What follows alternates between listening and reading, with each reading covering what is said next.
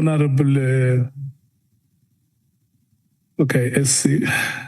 Thank you, Honourable Chair. Just on behalf of our colleague, Advocate Lerato Sikalala, we commenced our consultations with Mr. Matlala and his lawyers yesterday. It was online, and we continue today. So she's engaged in that process. So if she could be excused. Okay, and the good work that she does has not gone unnoticed, and I think you have adopted a very good strategy that you keep one advocate here and the other does consultation so that the work of the committee can just flow very smoothly. So we want to thank you so much for that. There are two members of staff. One, Delana, is on leave tomorrow. She's with us here today. Delana, may you just wait so that members see you every day, but they may not know who Delana is. So, yeah, she will be on leave tomorrow, and then she will rejoin us on Thursday. And Andile is also not here today on work commitments. Remember, these staff members, they give support to portfolio committees of the National Assembly. Yeah.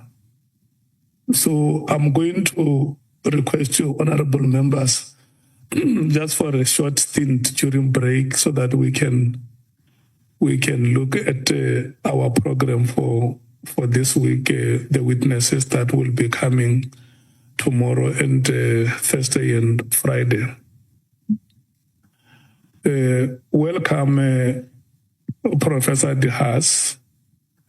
Where we are at the parliamentary precinct of the Republic of South Africa. This is what is called the NCOP chambers. You might be familiar to Good Hope and M46 that you might have seen on television. So you must not be surprised when you are at a venue that may look unfamiliar on television. This is the NCOP chambers where our proceedings will be running from today. Let me also take this opportunity and thank South Africans who are following us every day. As I have been told that the viewership of the parliamentary channel has skyrocketed. So it means South Africans have huge interest in what is happening here. They are watching developments every day. We want to thank them so much. They are also sending us messages. And I believe yourselves as members, you also get messages from them. They want you to do your best.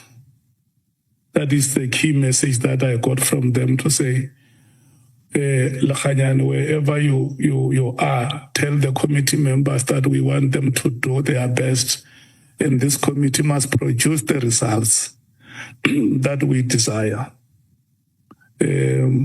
We must also congratulate the South African cricket team under the leadership of Bavuma. If you know what India is a cricket powerhouse. And South Africa does not easily, or any other cricketing nation, does not easily get results out of India.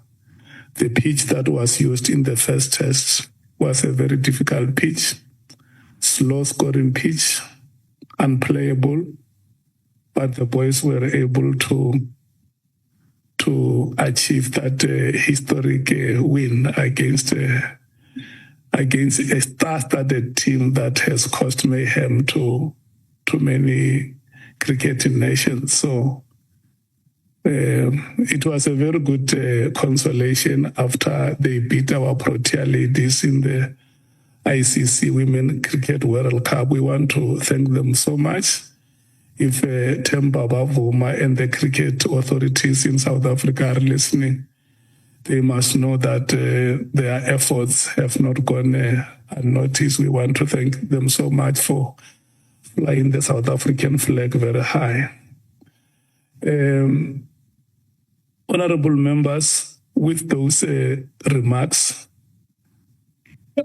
I'm going to request the SC to confirm that the guest who is here is the witness that we have expected. I greeted her and she greeted back.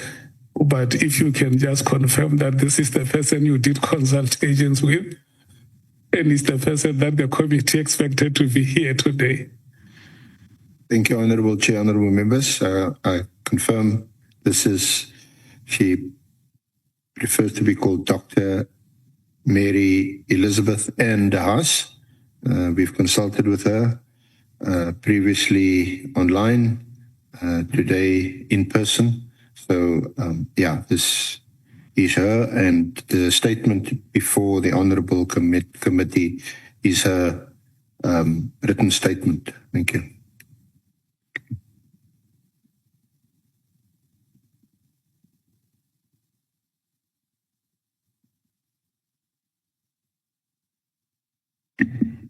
Do we use the titles Professor and Doctor at the same time, Professor De Haas? If you can please switch on your microphone there. There is a microphone. Yeah, switch it on. Yeah. Yeah. Yeah, you can speak. How do we address you, Doctor, Professor? Or should we just stick to doctor, because I do have a doctorate. So it's Dr. Elizabeth Mary. Just Mary, Doctor, whatever, De Haas. That's fine. Thank you, Honourable Chair. Okay. No, it's fine. We must then move to the next item, which is the administration of oath. Now that the witness has been confirmed as Dr. De Haas. Bonani has rushed out of the chambers to get that oath for us. And I don't want to make a mistake of doing it from my head. I can do the oath from my head, but we have to be professional, because one word missed can be a mishap. So we just have to read every word that is there on the oath and do it the way we have been doing with every witness that has been appearing before the committee. So you will bear with us, honorable members. In 3 or 4 minutes, we should be administering the oath.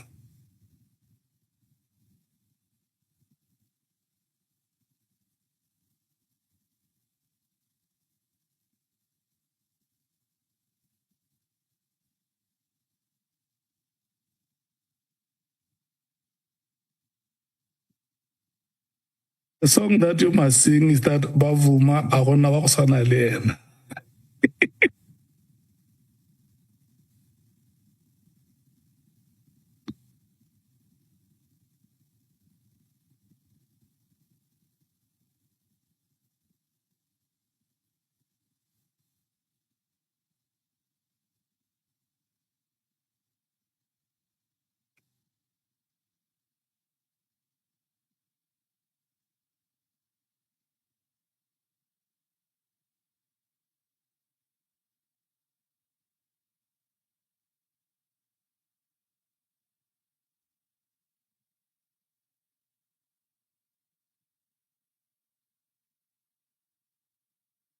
Thank you so much.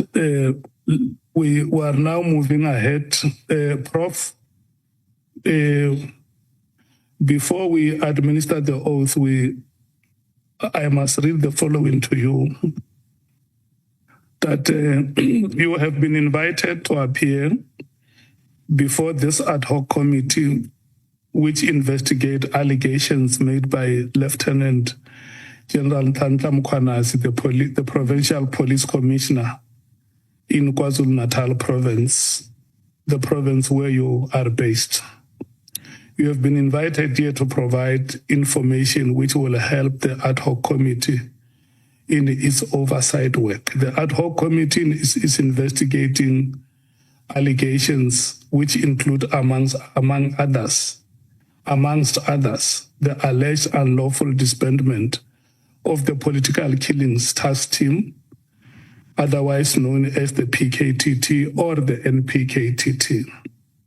Number 2, alleged moratorium on the filling of vacancies within the SAPS, the South African Police Services in full. And number 3, alleged corrupt relationship between senior leadership within SAPS and members of the public. And lastly, political interference in the work of the SAPS. In extending this invitation to you, the chairperson of the ad hoc committee has indicated that you may provide such information if you so wish under oath in terms of the powers, privileges and immunities of Parliament and Provincial Legislatures Act 2004. Please be informed that by law you are required to answer fully and satisfactorily all the questions lawfully put to you, or to produce any document that you are required to produce in connection with the subject matter of the inquiry, notwithstanding the fact that the answer or the document could incriminate you or expose you to criminal or civil proceedings or damages. Dr. De Haas, you are, however, protected in that evidence given under oath or affirmation before a House or committee of Parliament may not be used against you in any court or place outside Parliament, except in criminal proceedings concerning a charge of perjury or a charge relating to the evidence or documents required in these proceedings. Please be aware that in terms of Section 17(2) of the Powers, Privileges and Immunities of Parliament and Provincial Legislatures Act 2004, a person who willfully furnishes a House or a Committee of Parliament with information or makes a statement before it which is false or misleading commits an offence and is liable to a fine or in an imprisonment not exceeding a term of 2 years. You are required to take an oath or affirm that the evidence you are about to give is truthful. And I will want to check with you, what do you elect? Do you elect oath or affirmation? An oath is fine, thank you. I'm quite happy with that. It's the kind of old-fashioned way of doing things, I suppose. So, You take oath? yes, I'll take it. Okay, if you elect to take oath, you will follow me. You will say "I" and state your names in full. I, sorry? And then state your names in full. Okay. Oh, yes, my full name. Sure, of course. Yeah. Yeah. I'm married. Yeah. Yeah? Okay. Can you say "I"? Yeah. And the rest. You say "I", Yes. and then state your names in full. Yeah. Yeah. Okay. Can you do that? Do you want to? Do I need to raise my hand? No. You will raise your hand later. Okay. I, Mary Elizabeth Ann Travell de Haas, Swear that the evidence I shall give swear that the evidence I shall give shall be the truth, shall be the truth, the whole truth, the whole truth, and nothing but the truth. and nothing but the truth. You can then raise your hand and say, so help me God. So help me God. Thank you so much. SC, I'm handing over to you. Prof. De Haas, the SC is going to lead evidence with you. I'm allocating you the 2 hours between now and 13 hours, and then we will take a break at that time. Thank you so much. And good luck. Did you prepare a tricky wicket? Like Sunday? Good morning, Chair, honourable members, colleagues, media, all present. Good morning, Dr. Haas. Pleased to meet you, and thank you for your cooperation. Dr. Das, you have a Doctor of Laws in Human Rights, which you achieved at Rhodes University a long time ago. And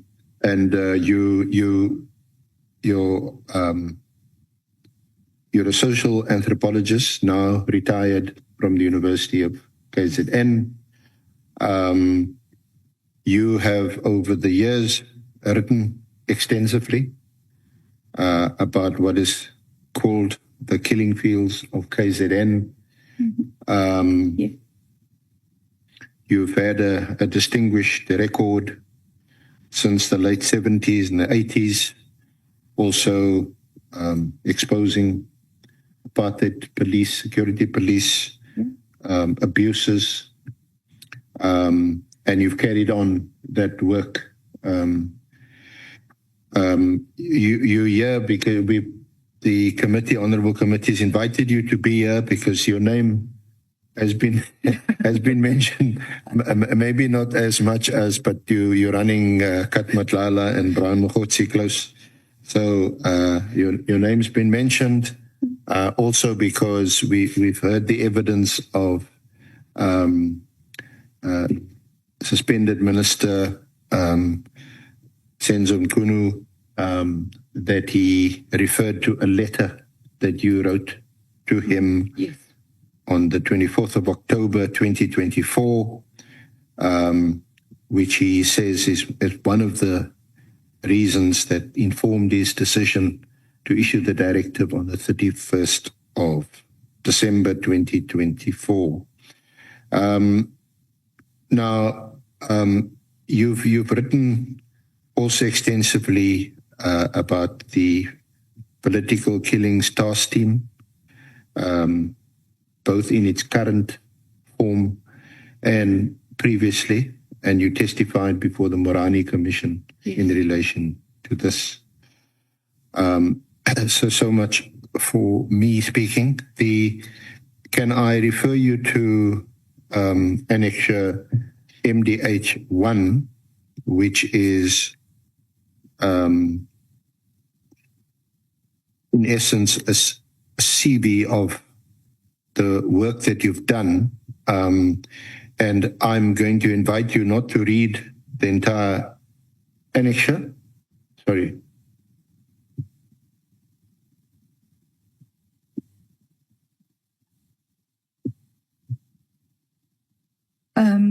Sorry, I should have checked. Is this Annexure B? Or Annexure B? Yeah. Annexure B, it's called Annexure B. Oh, It's marked. Annexure A. It's the first annexure in Volume 1. Honourable Chair, honourable members, are we all there? Volume 1 of the annexures, the first annexure. I am inviting you just perhaps to highlight one or two aspects, and not obviously to read the whole annexure. I think, my argument is that what I'm doing now is just a continuation of what I started doing, especially in the 1980s when the violence was starting in what is now KwaZulu-Natal. Right.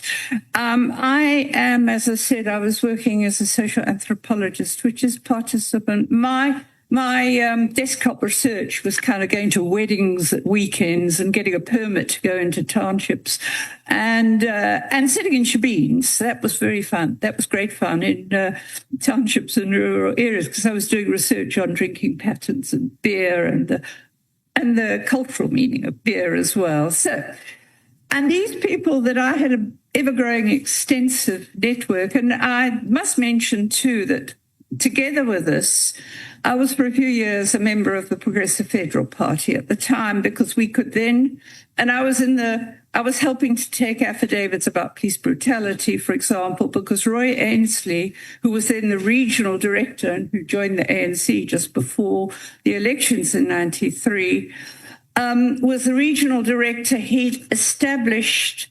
outreach network called Unrest Monitoring Group that people could phone in and on behalf of the party. And he was in the townships all the time taking affidavit statements. We combined our material, and I was working with Professor Paulus Zulu, who's a very old friend of mine, who was also monitoring the violence for some political stuff he was doing. So that's how it all came about that I got involved in this. And then this just carried on. After 1990, and we were interacting a lot with people from exile, including the people who became President Mbeki, President Zuma, and the local people, and their head of security at the time, Vusi Mazimbela, was also very much involved with the work we were doing. And we got with the Goldstone Commission investigated. I worked with them. I worked with the investigative task unit, which was a bit of a disaster with the Magnus Milan case. But I was at this stage building up a big network of policemen because since before Trust Feed, I'd worked very closely with Frank Dutton, who was to go on to become the chief investigator for the Zondo Commission. And he had a partnership with an extraordinary detective, a black-white detective. Zondo or Goldstone? No, this was Dutton, called Wilson McGardler. And Wilson and I were doing things together from then on, and he was introducing me to an ever-extensive network of black policemen who were coming and complaining they weren't getting their due record because the people who got promoted were the former KwaZulu police or the security police. So that's how I got into this, and this working relationship continued because I was also working in communities down the south coast when Shoba Shabana happened, especially up the north coast, because the violence continued after 94. So to fast forward, I've just carried on doing that because people I don't even know phone me and say, we need a patrol in the area. The police aren't following up this case. And I've just been doing that since whenever, 1980s. So yeah. Dr. Das, we can, it's catalogued in MDH2, MDH3, and I just want us to pause at MDH4, which is on page 17.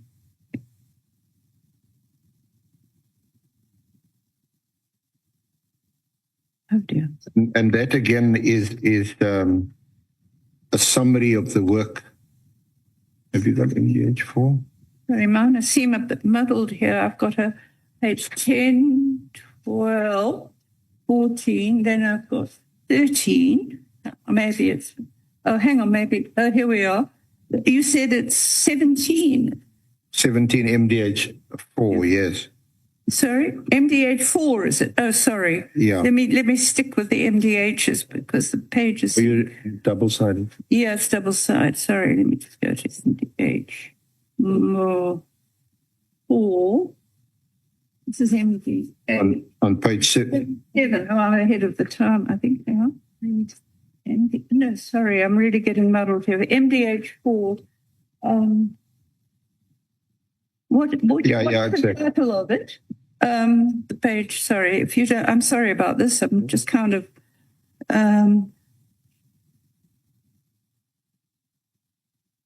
This is this the one with the article in the conversation? Sure. Okay. And the at page 18, where you summarize the research you've done. Yeah. And then I wanted to ask you about paragraph 3, where you say, I have conducted anthropological research on political violence in the province since 1983. My work has been of a qualitative nature, using information obtained from my own research networks. Interventionist work with the police and media reports. We know that you also testified before the Murani Commission as an expert there. Can you perhaps just explain a bit further what are your sources of information before we deal with your allegations around the political killings task team and some of the personalities involved, like General Mkonazi, General Kumalo, General Masemola. What do you mean by qualitative nature? What are your sources of information? Well, qualitative research is ongoing. It's very, very interaction over time with people that the networks build up. I had this interactions with the police since, as I said, the beginning of the 90s, which just extended. Some of them still contact me, in fact, and they've retired. And so the information comes from police themselves. A number of police have come to me to ask for help because, for example, some of the task team people were investigating. This was in the 90s. Sorry, I'll go back. In the latter 90s, the provincial commissioner, with the approval of the national commissioner, set up very specific limited time task teams to look at what was the killings down the south coast, the killings up the north coast, and Richmond afterwards. These were of limited duration. Now, I work quite closely with those police, for example, who were doing the investigations. Some of them were persecuted when they were making breakthroughs leading to the politicians who were involved, both in Richmond and up the north coast. And we worked with them. I mean, we had some funding in those days from overseas, and we actually made sure they had good legal work, because some of the charges proved to be completely trumped up, especially in Richmond. Okay. So I've had that relationship with police over the years when they were working, including when they were working in teams. Some of them came to me and said, well, I'm leaving. I can't take it anymore because they weren't getting recognition. Their atmosphere was toxic. I also, through the media reports, I integrated media reports. My research methodology is very varied. It's kind of academic, media, and personal. And also to phone people and get very specific information. Okay, and that's just carried on, basically. So at the moment, if we say what I'm using in this is that the first-hand reports I get from people in communities who've had experience of political threat, political killings, not just political, widespread. I'm dealing with quite a few people whose land is at risk, even restitution land, because the mining wants to take it over. And one very prominent member, for example, Mama Changase at Somkela, was killed, just like the guy, but not the same. So I deal with people at community level who don't get any help from the police. They say the police are corrupt. I follow up cases. I put whatever I can on record so that I have a check. And that's how I get to know if phone numbers don't work, if emails bounce back, etc. So my sources are varied. But in terms of this, I've spoken to police members who've been in the task team, especially at the beginning, and normally they were booted out if they started to make breakthroughs, they told me. I mean, a couple of them arrested people. I mean, and I want to say this right now because he hasn't had the recognition. You know that the people who are boosting the task team are saying, oh, we've got all these successes, and they keep coming back to the conviction of Inturi, the accused number 5 in the Miwa case. Okay. That conviction was 6 life sentences, and it was obtained by Warrant Officer Makubu, who was in the Hawks. He was briefly a very experienced man with a stack of convictions. He was briefly sent to the task team, who moved him out. They wanted to move him out, he said, before he finished, but he did. He had a good prosecutor working with him.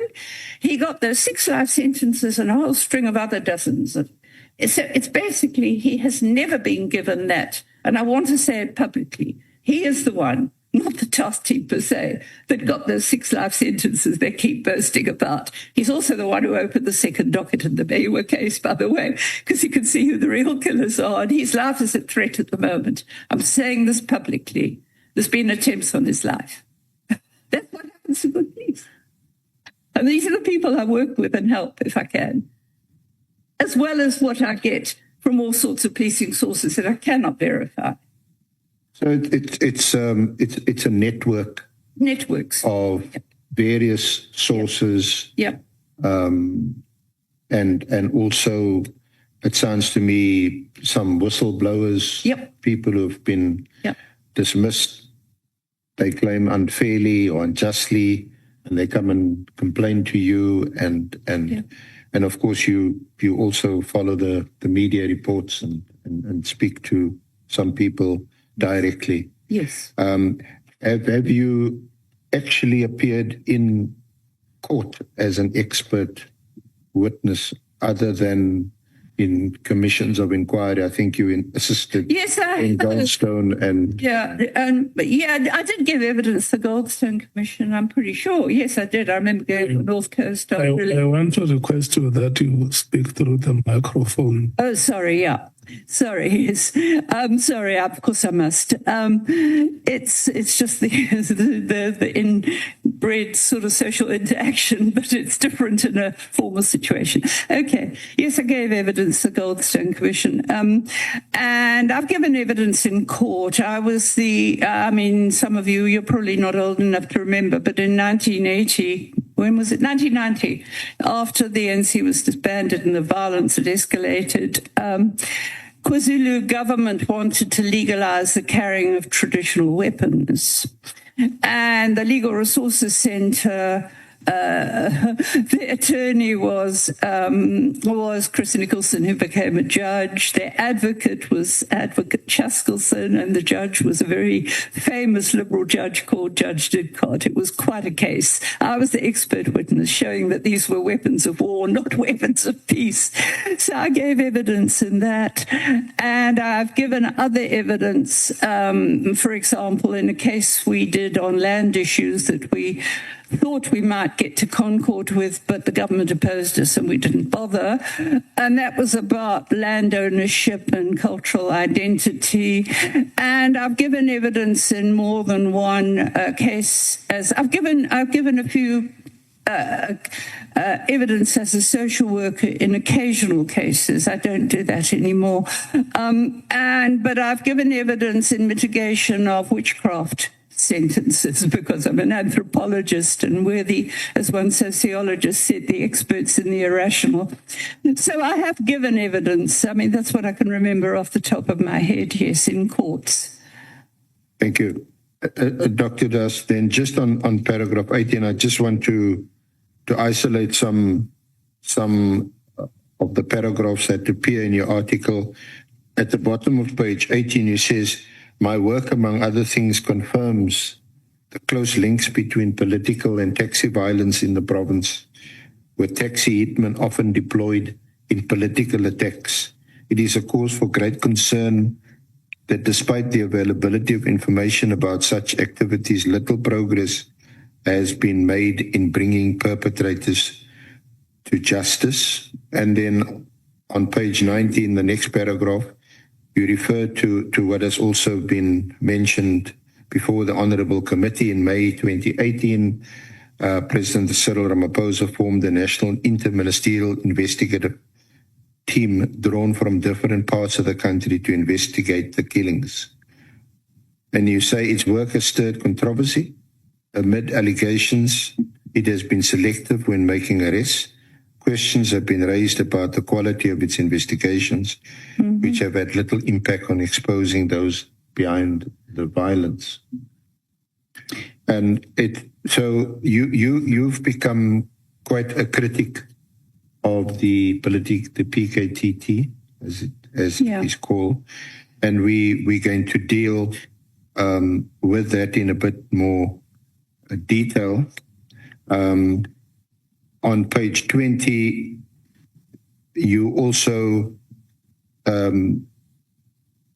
accuse their work of not being transparent. You say the Interministerial Task Team investigating the political killing started work on over 100 dockets in mid-2018.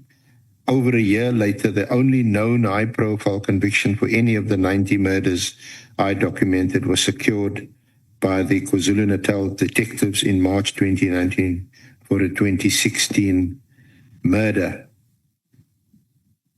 There may have been other convictions for the murders of less-known victims in regional courts which have not been reported, but none have been reported for the many prominent victims during this period. Can you assist us in in ascertaining, determining what is described as a political killing? Is there any criteria that one can use? Well, I define my criteria. I call them politically linked because it's the position occupied by the person, and the motive I don't know, because I call them politically linked. I use the defining criteria, which I've refined over the years.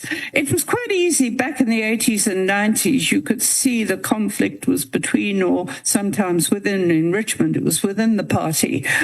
But it's become a lot more difficult to actually say what a political killing is. It does often, though. So as a result, I define my criteria, which is, well, you have to occupy a position like a councillor or a senior member of a party, as in the branch executive. And I've included senior municipal people because often they're caught up in a web of corruption in municipalities. But I do go out of my way to say, actually, until the case comes to court and the evidence is led in court and assessed, you can then start saying, well, is the motive political, or is he having an affair with someone's wife, or has he got a taxi business or a security business? I mean, that's not political per se, but... So, and I know this because over 20 years ago, I served on a small committee which was established by then Minister Twete, because the white farmers, does this sound familiar, was saying they were getting targeted for political racist reasons. And we had all the cooperation we needed from ministers, police. We talked to prosecutors, investigators, everything, victims, families, even prisoners in prison. We did everything we could, and there was a high solving rate, and we actually found we couldn't find a motive. Now, that's how difficult it is to say, well, how do you know this is a motive? You need a court case to start with. So I say politically linked. And my problem with the task team is that I have never known how they define the cases. I have heard they've taken dockets that have got nothing, as far as I know, to do with politics. I have no idea what the base they're working from. So it's impossible to say X percentage of it. You have to start with the universe. Who are you describing? Where are the dockets? Even now, I'm battling to work it out because I don't know which dockets they took and which didn't. And the figures have tended to shift somewhat over the years. Thank you. Now, can I refer you to your affidavit, your statement, paragraph 11.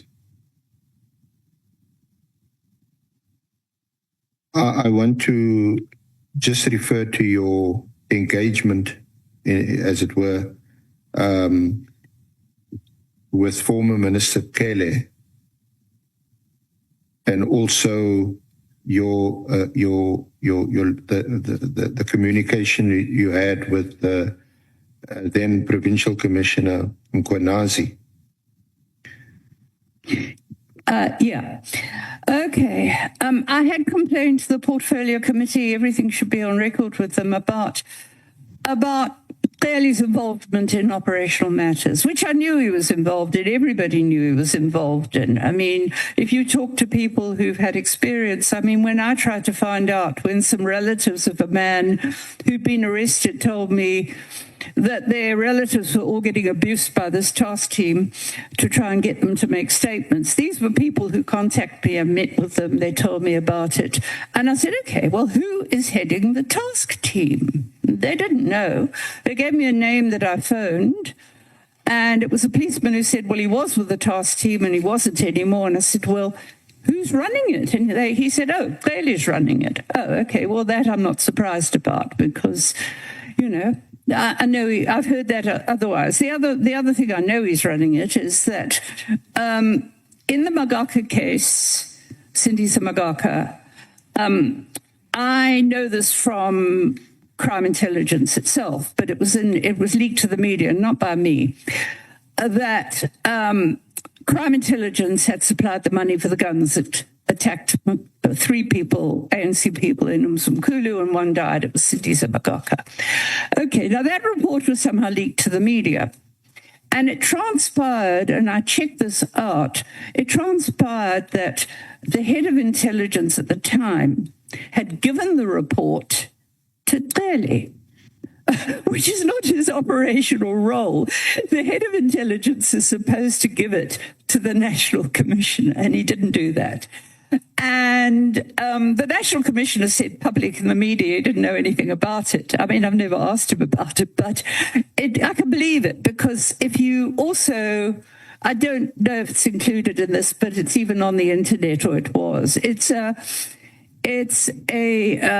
protected disclosure by former Deputy Minister Vuma, General Vuma, Deputy National Commissioner, and she talks about how Cele was constantly interfering and trying to get this procured and that procured. She was investigating. She says in her protected disclosure, she said she was investigating corruption, and then Masemola was told to get rid of her, and she was suspended. I think she's not back.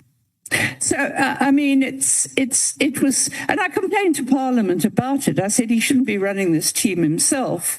And the former late Honourable Chairperson said, no, of course he shouldn't be running itself. But she said, we talked to him about it, but of course nothing was done. Because if I talk to people who've experienced the task team, they say that he was seen with Khumalo. So I just wanted to investigate it. Okay, now, then what happened is in 2021, I have known Thabiso Zulu since he was at high school. He did some research for me at one stage. And he, of course, got into big trouble. I said to him, he went to the Morani Commission to tell them what happened to Sindisa Magaka. I said to him, don't stick your neck out. And he did. No, he said, I've got to do it. And then the problems started. He got security threat assessments from the police. Even the public protector said he was to have protection, and he didn't get it. Clearly took it on review. He refused. Thabiso was almost killed, just narrowly missed being killed in 2019. And then the police started harassing him and maliciously charging him, and he's been in hiding most of the time. Right, in 2021, he called me because the political task team had come to him and said, we're investigating this case you opened, which wasn't even a political case, it was an assault case. And then they'd use that as a pretext to seize his 2 cell phones. They didn't produce a court order. Then they maliciously charged him again. When he got the cell phones back after my intervention, including speaking personally to Khumalo and writing a letter to Mkhwanazi about it and copying it to Parliament, nothing ever happened. That's MDH 5.1 on page 23. That's the letter to Mkhwanazi, 11 October 2021. It sounds like it. And I don't have to. MDH 5.2, which is on page 27, addressed to the Honourable Chair and members of the Parliamentary Police Committee. Yes. I also, at one stage, I thought I'd did an affidavit because somebody was going to investigate it. None of the cases Thabiso Zulu opened, and there's evidence, especially in the attempted murder, none have ever been got to court. And it's a political case if you try to shoot a political whistleblower. Yeah. So, and General Mkhwanazi himself, did you ever respond to you?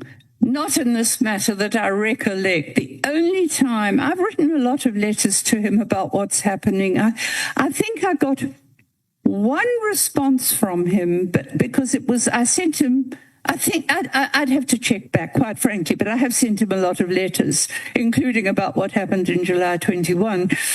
When he wasn't around, he was nowhere to be found, not even on the phone, while the place was looted and burning.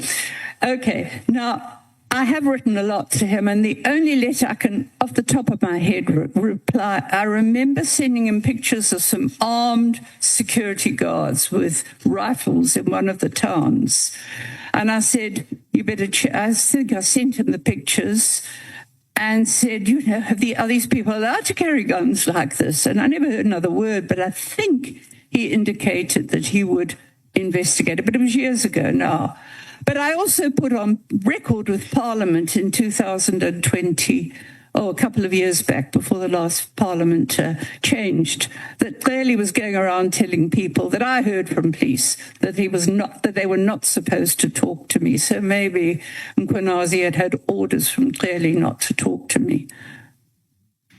Now, Dr. Das, can we just move on to some of the reasons why you demanded the disbandment of the PKTT, and you deal with that from paragraph 15 onwards on page 10 of your statement.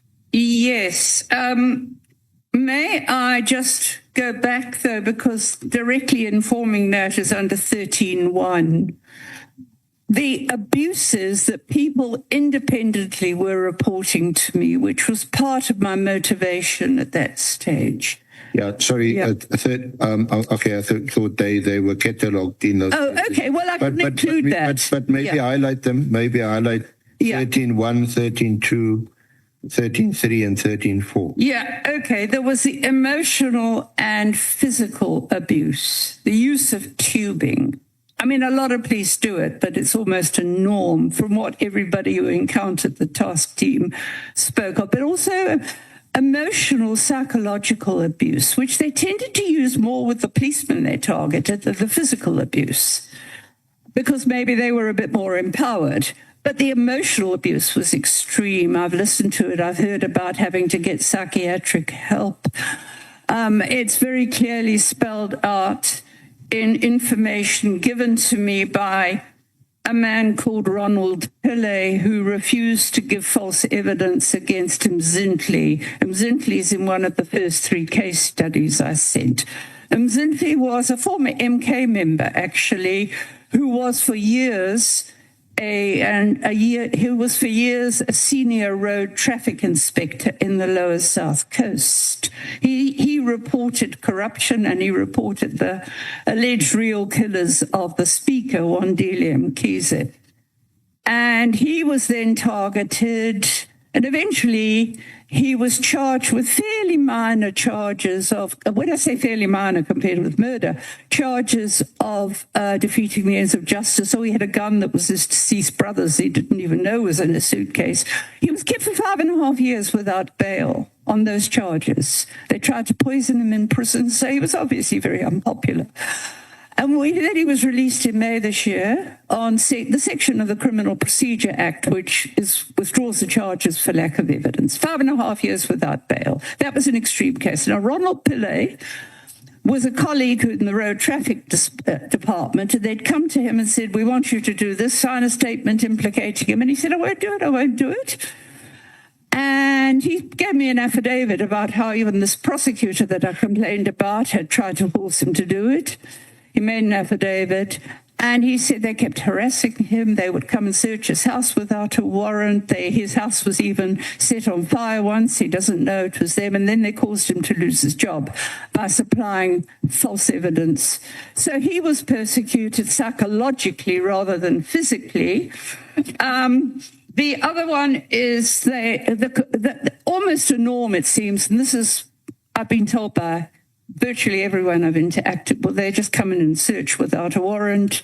They don't produce an order when they take our phones. This was common. This was a common allegation. I mean, this is illegal. And the fact that I reported to Parliament the illegal seizure of a phone without a court order, and they were still allowed to carry on doing it. And that's what they did do. Okay, the fabrication of evidence. I mean, this is a serious problem.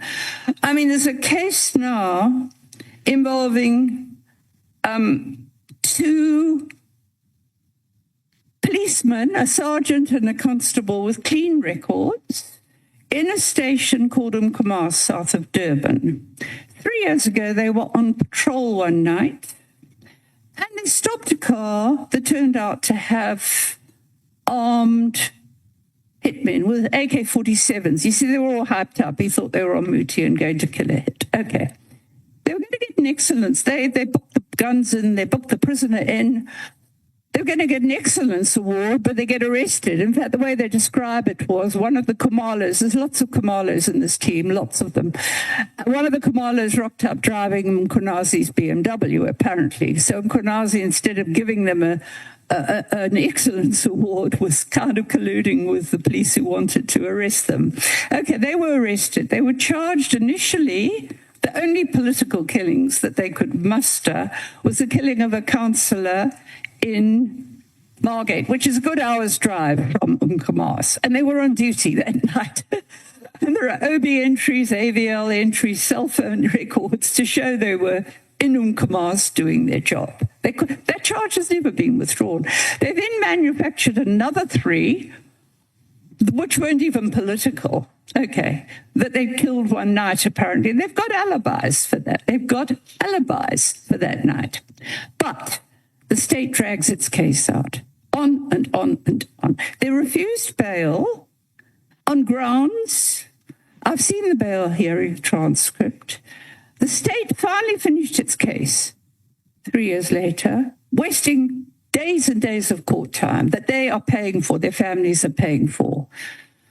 No evidence whatsoever produced to support the bail argument and let them out on bail. We're looking at that case now and how we can help them because they deliberately delayed the hearings again for another 6 months. I don't know why the lawyer didn't apply for a withdrawal of the charges, because the state, according to a relative of theirs, which is a senior policeman, the state had not produced any evidence to support the charges. So, I mean, these are the stories I was getting, and this fabrication of evidence was a common theme. I mean, like the Dlamini case that the Honourable Adams has been pursuing. And he said, I mean, even that, somebody said, I got my information about Magaka, I think it was to the Madlanga Commission from Adams. And I've been working with Thabiso Zulu since the 90s. That's where I knew about Magaka. Anyway, but Adams said to me when I finally did speak to her, which was quite recently, I'd only copied him some of the stuff to the committee.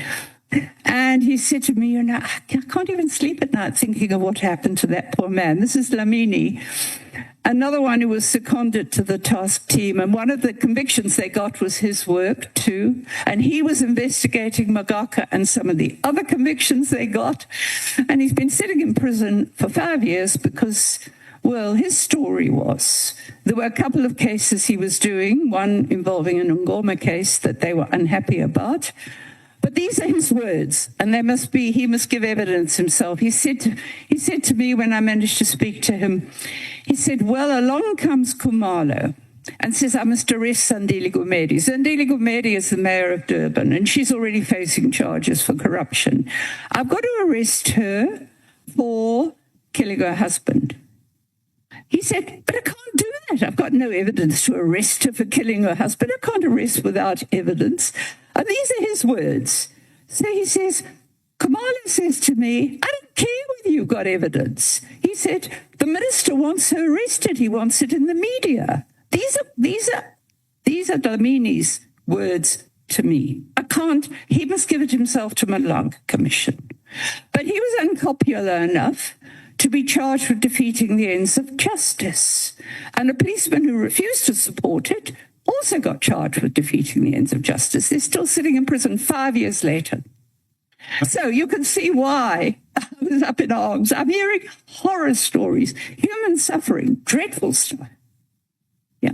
But Dr. Das, are these stories that you're hearing, they anecdotal?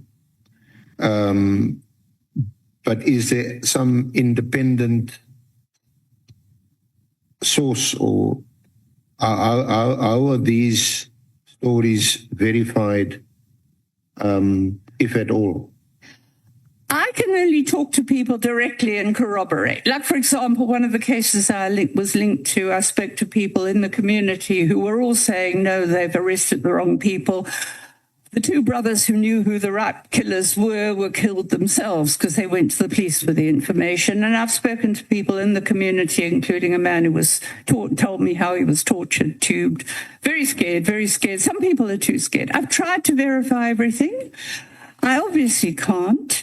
I mean, how can I check whether they're guilty or not? I can't until the case goes to court. And they're dragging it out. They're dragging these cases out. Police, some of the police, like one of the relatives is a policeman who's verified everything that is, and other people who've also kind of experienced of the task team said, well, that's what they do, and this is what. Oh, in the case that Dlamini, the councillor that Dlamini had actually arrested, the charges were withdrawn. So, I mean, that is concrete stuff when charges are withdrawn. I can't verify. I have said to all these people, I've seen stuff they've written, because some of them have actually written stuff to the Public Protector, Justice Department. So that's the best I could do to verify, quite frankly. I want them to talk themselves. These court cases, do you monitor them? Are you able? Yes, as far as I can, especially the Bagaka case. I've been monitoring that since the very beginning. Honorable Ngola. No, thanks, Chair. Chair, the witness has made a concession that there are many Kumalos in the police service and stuff. So if we can plead with the witness to be specific when mentioning people's names. If the witness is referring to Mkwanas, there are numerous Mkwanas. If the witness is referring to Kumalo, there are many Kumalos. So the witness can she please be specific if referring to General Ndlandla Mkwanas, so that it's on record, or General Dumisani Kumalo, so that it's on record. Otherwise, we'll rush after people, wrong people, if this is our man. Thank you. Yeah. Do you want me? Yeah, you may proceed. Dr. Haas, you heard that. I think you yourself said the many Kumalos. I think the Mkonazis, thus far you referred to, that's General Mkonazi that you've written to. Yeah, I've only referred to one as far as I know. Apart from that, there is an investigator, Mkonazi, which should be in the, who's no longer in the police. He's the one who was investigating the alleged interference in the arrest of a convicted drug dealer and trafficker by General Mkonazi. I did think I left a copy of that note there, and he was apparently, the investigator was also called Mkonazi, and he was no longer in the police. I think that's the only other Mkonazi that I personally have come across. So when I say it is definitely General Mkonazi, the person I spoke to after Tabisa's phone was seized was General Dumisani Kumalo. And the other Kumalos, it's quite difficult to know. I think it was a Captain Kumalo, but there's a sergeant one who arrested these Unkomas police. I've probably got it in my notes at home. Yeah. Perhaps, now that you've mentioned him, perhaps talk to us about Lieutenant General, I think, Dumisani Kumalo.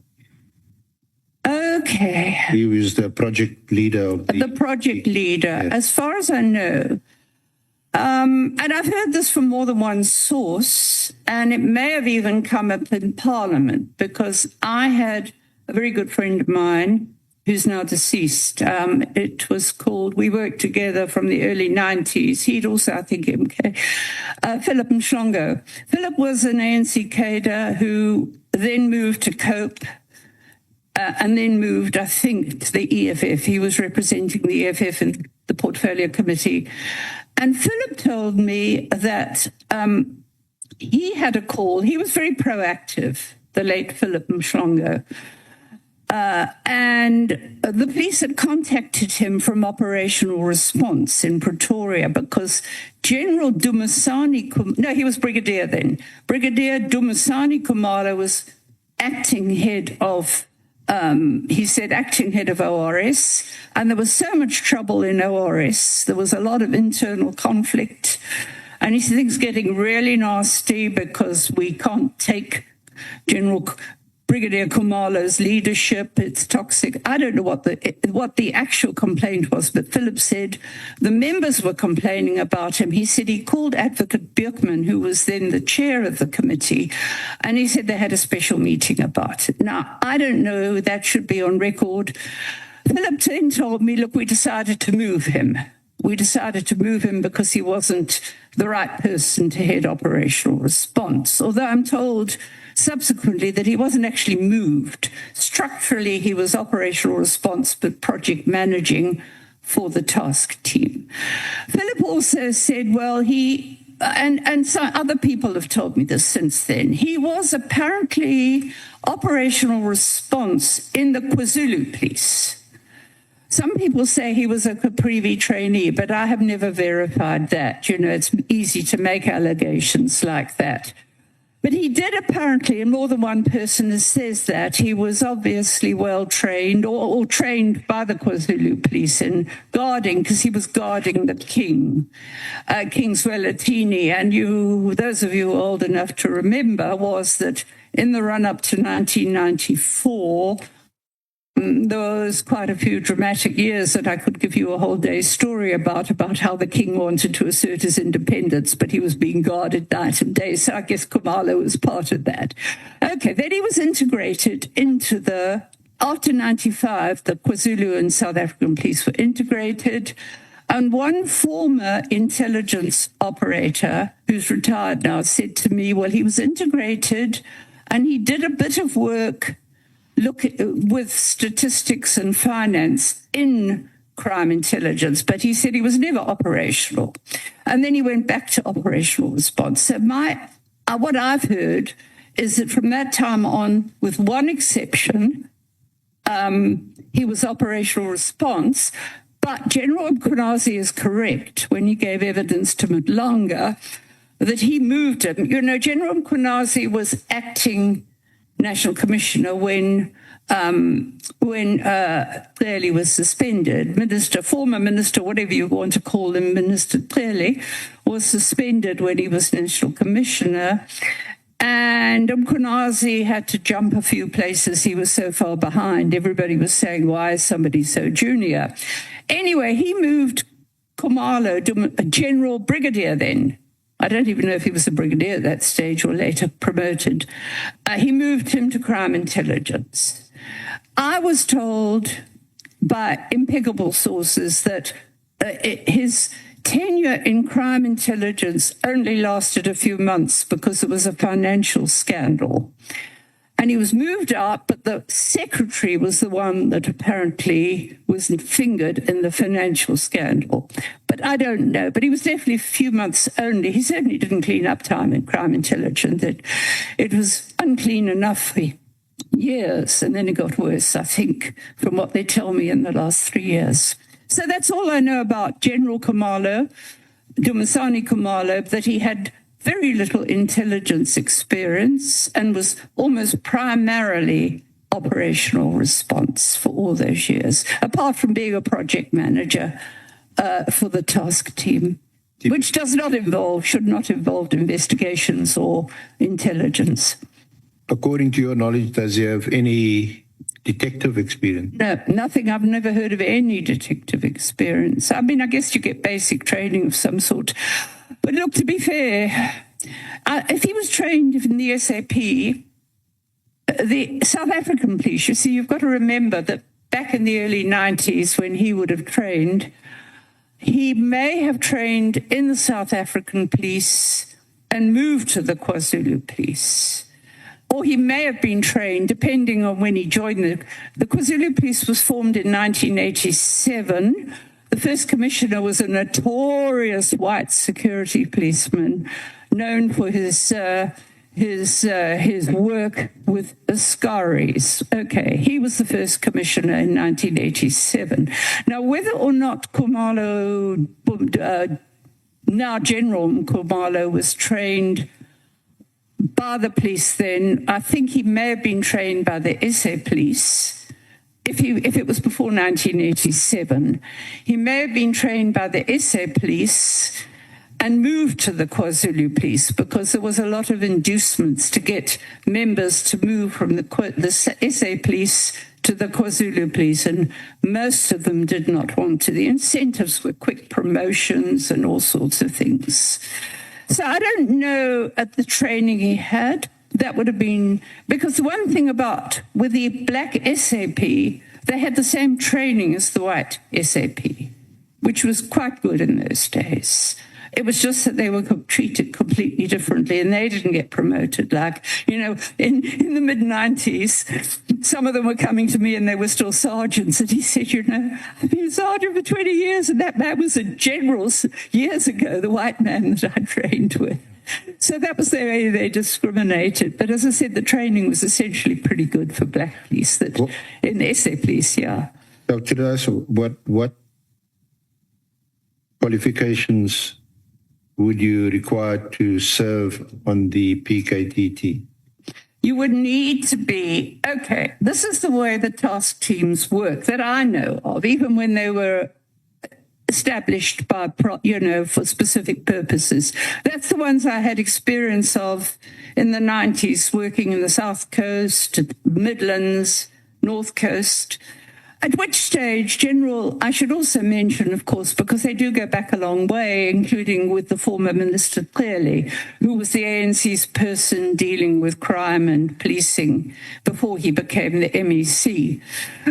So they would have known each other for a long time. And General Mkhwanazi himself was trained from the beginning with operational response. In those days, it was called the Stability Unit, but we all called it the Instability Unit. They're the ones that used to go in and raid the homes of the UDF or the ANC people and see if there were any weapons and move them. And then the vigilantes used to move in and attack them. And I think that I haven't checked back, I'm very familiar with Shoba Shabani.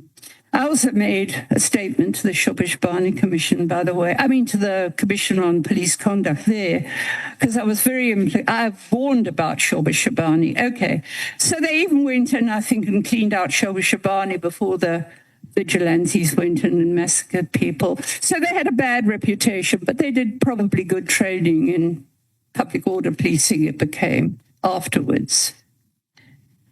So, you asked me about, so I don't think, to answer your question, I don't think along the way that the only training General Khumalo might have had was basic detective training. So when it comes to task teams, there's a very clear structure.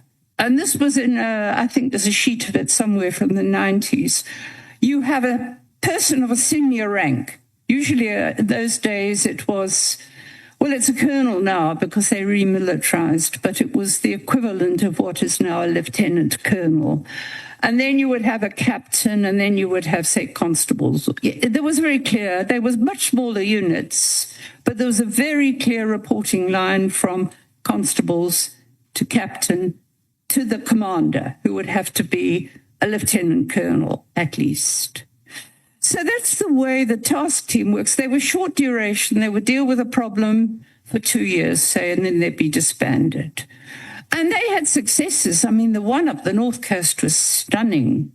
They got high court convictions, and in those convictions, it showed that the people who were convicted were still getting helped by the police behind the scenes.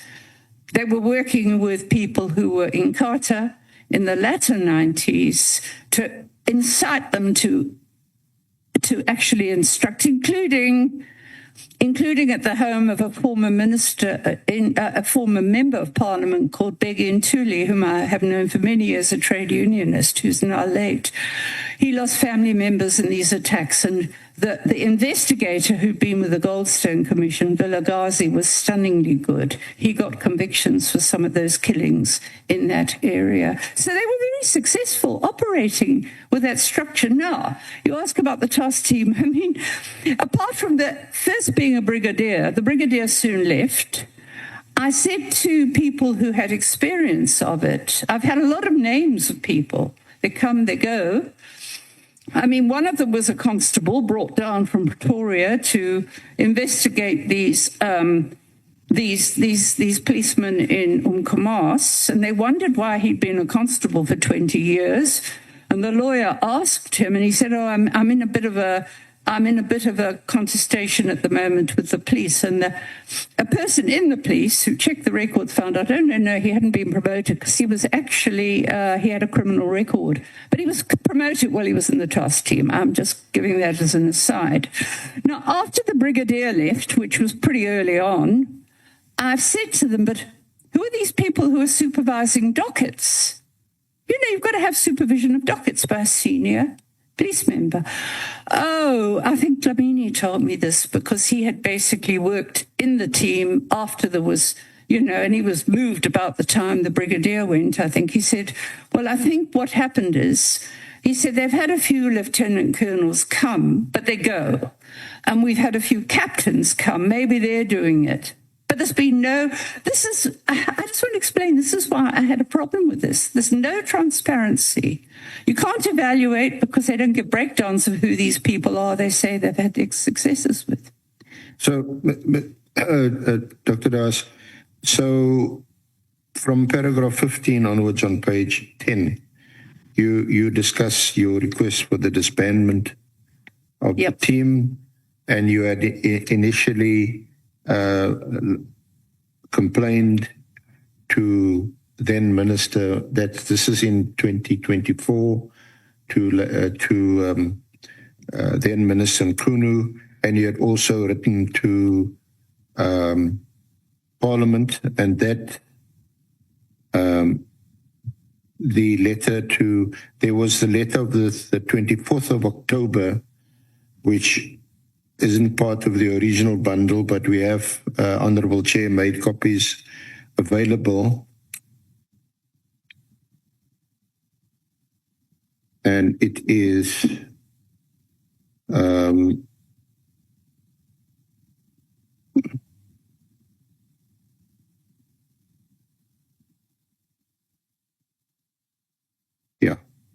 it's also at page 53 in volume 2 of the annexes. A call for the immediate disbandment of SAP's political killings task team. This one. Yeah. Oh, yeah. Yes. And the letter also to the Minister of the 13th of November 2024, which is in volume 1 at page 34, MDH 6.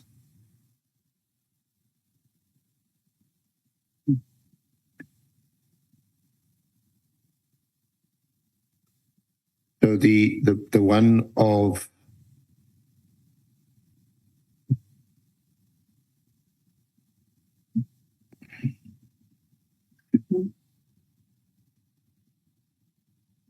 may I refer to the first one on page 53 in volume 2, which is addressed to Minister Nkunu, a call for the immediate disbandment. Yeah.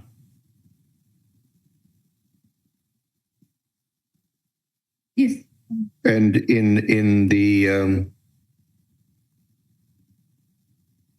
you write in paragraph 1, this letter and its 3 appendices is to request that for reasons as set out fully below, you take urgent and appropriate action to deal with the abuses and gross wastage of personnel and financial resources by the irregularly constituted political killings task team.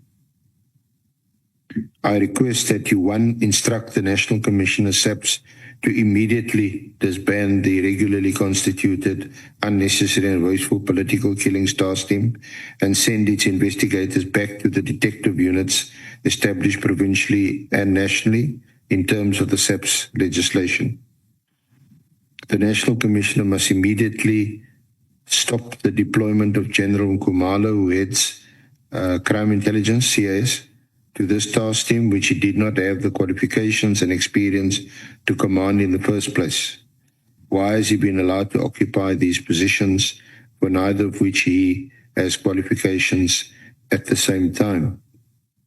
And that was followed up with a November letter, and then the directive of 31 December, which he got a copy, which we've now copied to the Honourable Committee.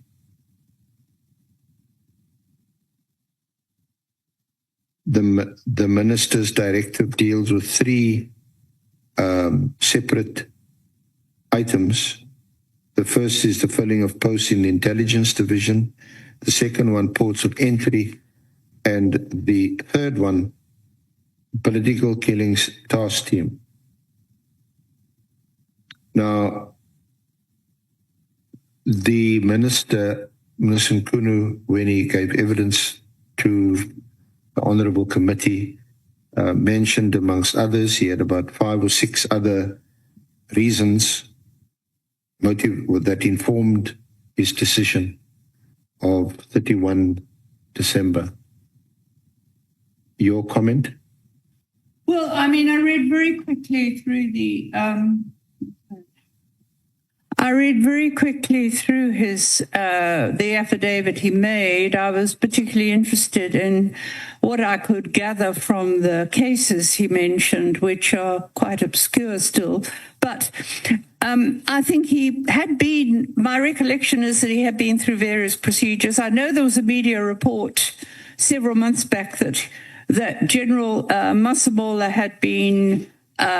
had actually been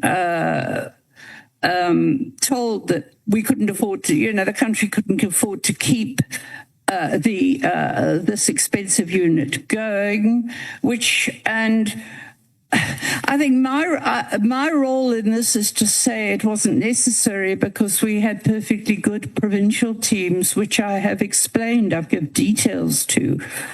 And I had never in my life, in all the years I've kind of worked with police, we've often cooperated. I put them in touch with people when they're investigating, including back in the 90s.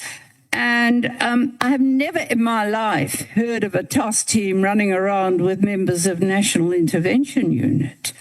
What the police do, if they have to go into an area they think might be dangerous, they sign for a rifle to take with them in case they come under attack.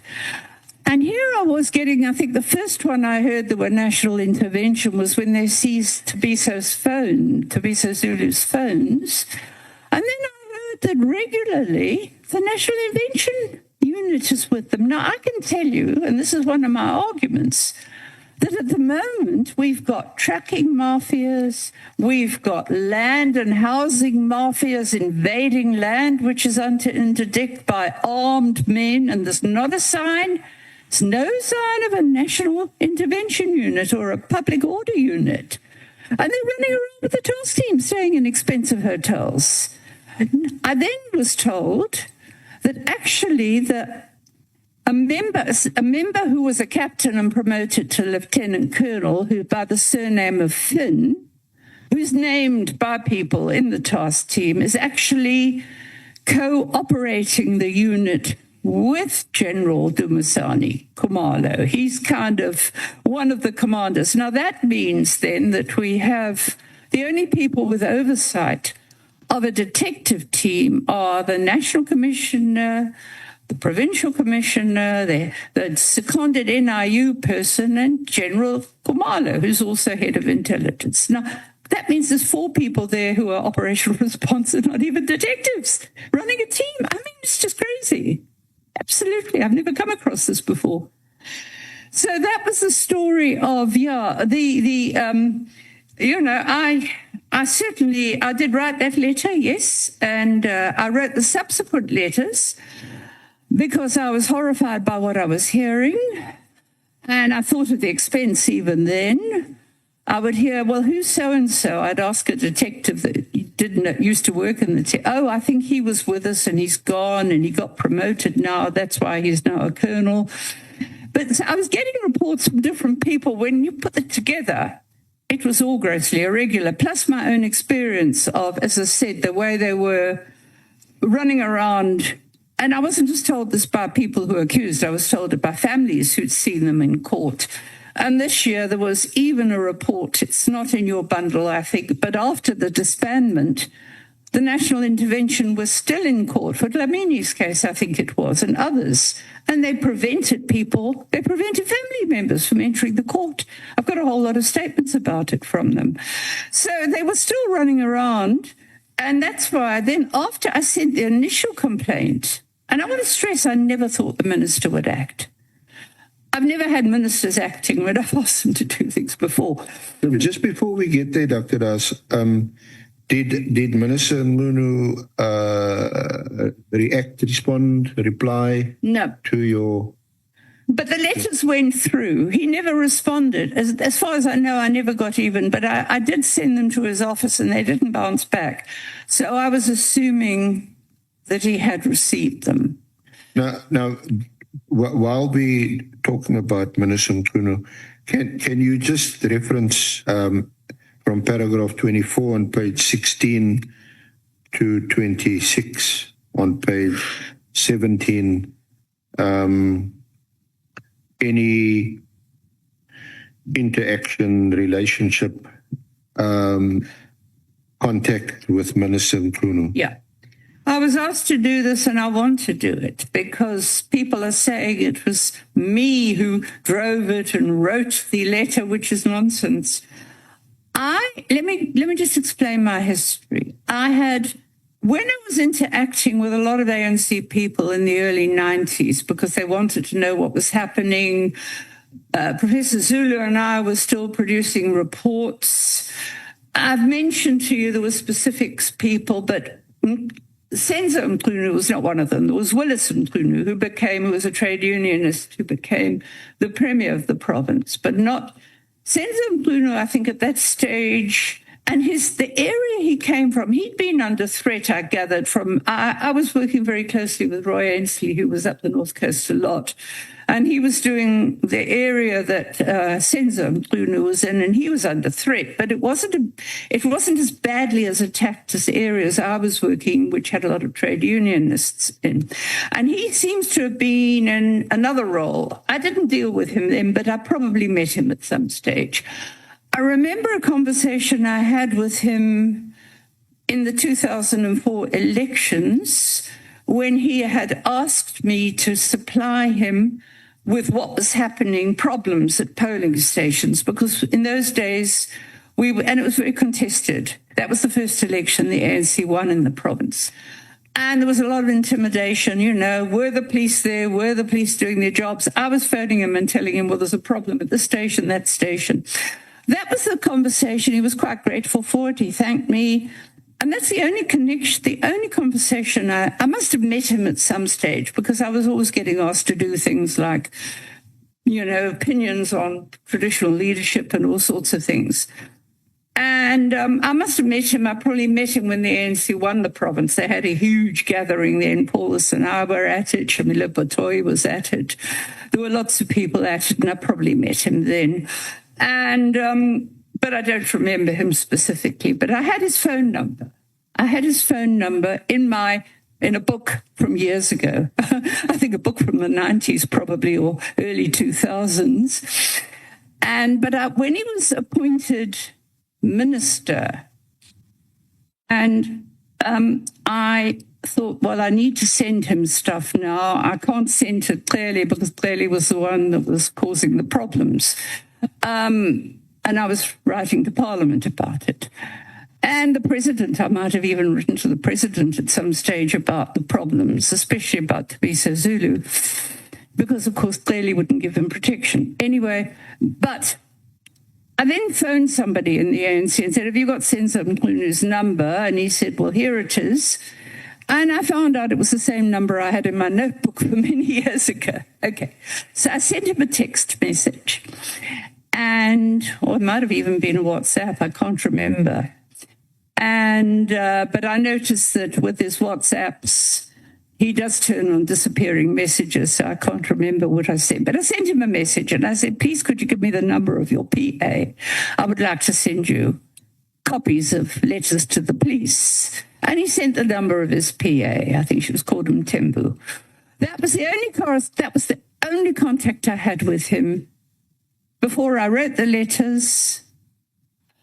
And then after I wrote the letters, I had no contact with him until a month ago. What is it now? End of November? About a month ago, maybe a bit more.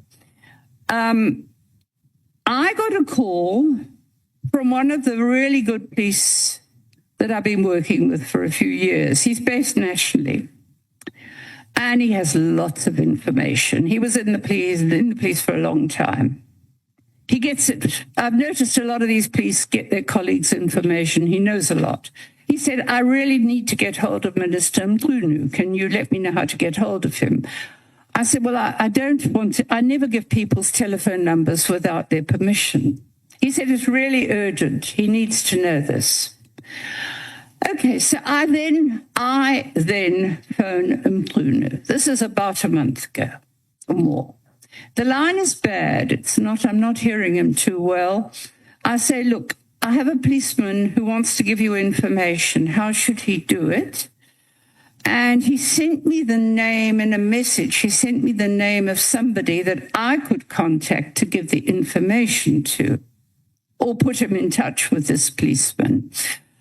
I did phone this. No, I contacted this person, and I gave him the information, which he said he would pass to the minister. Now, I didn't know the man that I interacted with.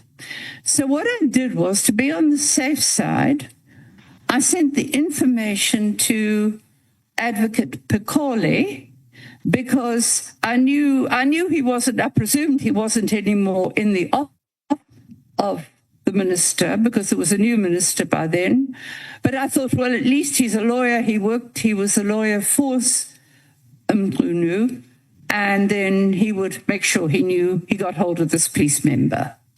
Anyway, I then heard from the police member that everything had worked out, and he provided the information, and he thought it might have been followed up. But that was out of my hands. I was just the messenger in that case.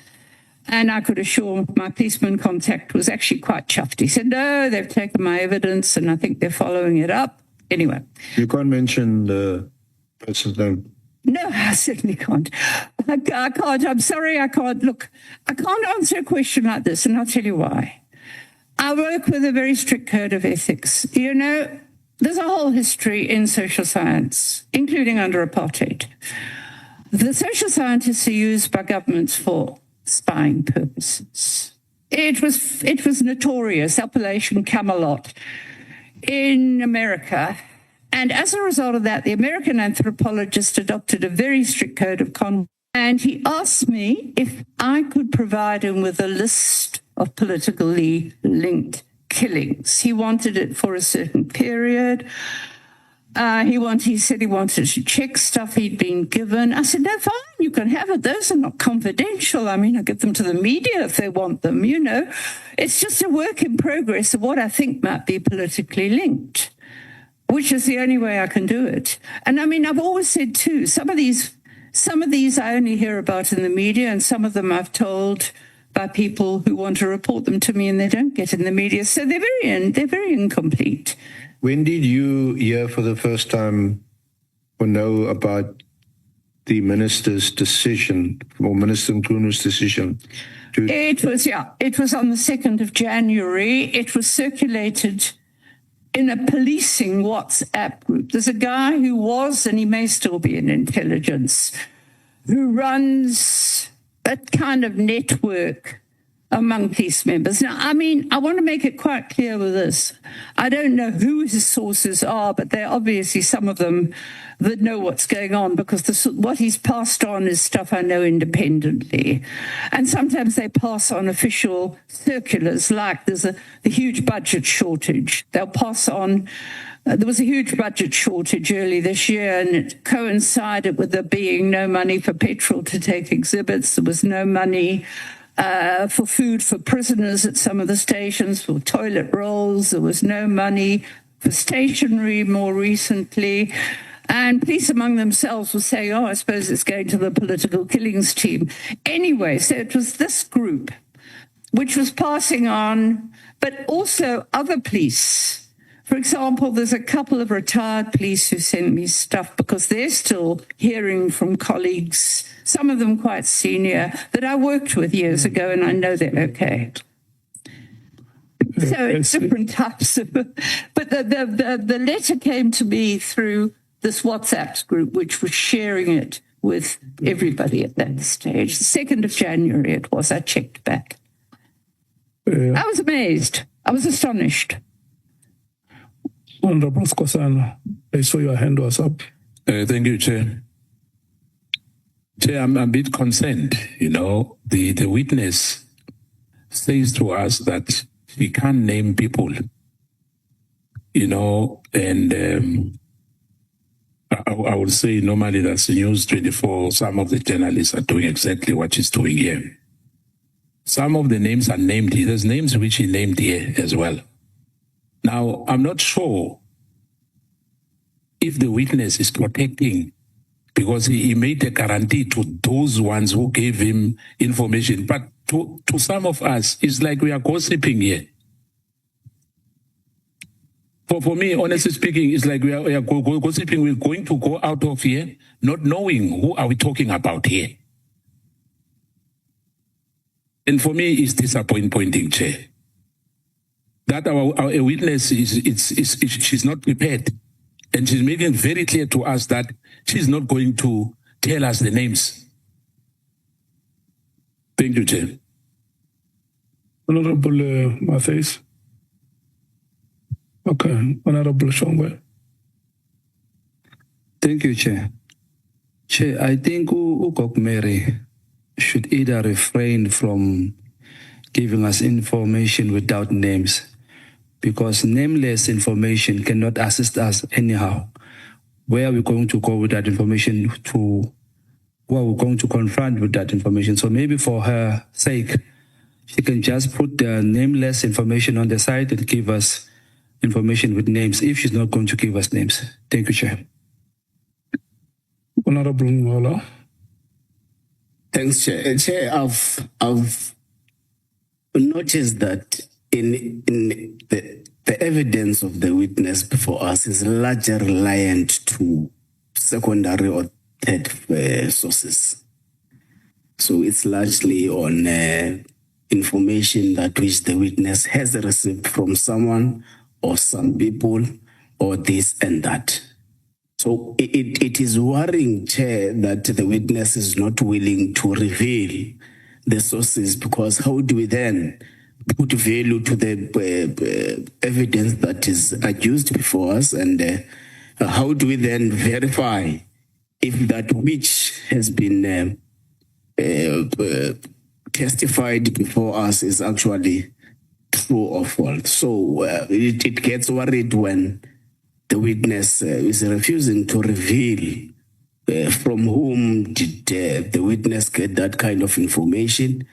You know, Chair, we have long discussed the issue of names since the first witness, and we will implore with the witness to share with us as much information as she can, because if she doesn't, it means, therefore, as Honorable Skosana says, we are busy here gossiping. Because the statement of the witness is largely reliant on secondary sources. Thank you. May I respond? I answered a question about my contact with Mkhunu, and I had to explain how it happened. It happened. I cannot reveal a source of somebody who might get killed for telling me. I mean, this is an ethical problem. Basically, I have to give people my word that I will not reveal it. When it comes, most of what I've told you, I've heard directly from people about the abuses. The prisoners themselves have managed to send emails from prison. Sometimes you can talk to them on the phone. I've spoken to people there. This is first-hand information. All the names I'm mentioning are already on record. Now, if, for example, You know, if, for example, the General Mkhwanazi or General Khumalo come along and talk about, well, this is what we're doing, they're getting that information from informants, perhaps. They're not telling you their informants' names. The informants would be killed. It's the way I've been doing this. It was part of my training as a social worker. I had to take an oath of confidentiality when I was still a student. I have worked with this for years that I do not, people know they can trust me. So most of the evidence is people that are already, I'm talking about people that are already named in the media, people who've given evidence. The only names I'm with, I got that letter. You asked how I got the letter. I got it, and it's a letter that we all know exists. I didn't manufacture that letter. And I have made a point elsewhere in this affidavit, only because I was specifically asked to comment about links with intelligence. But not only does the information, some of these allegations I cannot. I'm making it very clear. Because I'm seeing reports in the media, stunning revelations. These are not revelations, they're allegations until they're examined. And these people, a lot of people are just dying to give their first-hand evidence to the Madlanga Commission. And there's a clause for secrecy in giving evidence. Honorable James will be followed by Honorable Nombalo and then Honorable Matthys, in that order. I think they are still not satisfied, Prof. Doctor, on the responses that you are giving. Okay. This is not a storytelling environment. This is not a history class taking us back to the 1980s. Our communities are under siege. Our children are being fed drugs. We are here to get to the truth. Ethics has long left this room and left this country. Long time ago. It's too late for that now. We need names. Anyone that comes here today, we don't know you. You said earlier on, Professor, my people trust me. I don't know you. I don't trust anyone. So please, can we have names here today? And when you get asked a question, Chair, I find that the witness sometimes will get asked a simple question. How did you learn of the letter? And then we must hear about groups where stationery and fuel complaints are being received. Please, can we stick to the question? Can we give a frank, honest answer? And can we move on and can we get names? We've been listening to this all morning and we've been patient with the witness, but I think time is moving. We don't have a lot of time. Can we please get to the bottom of this now? Yeah, not before. Honorable James. Honorable James.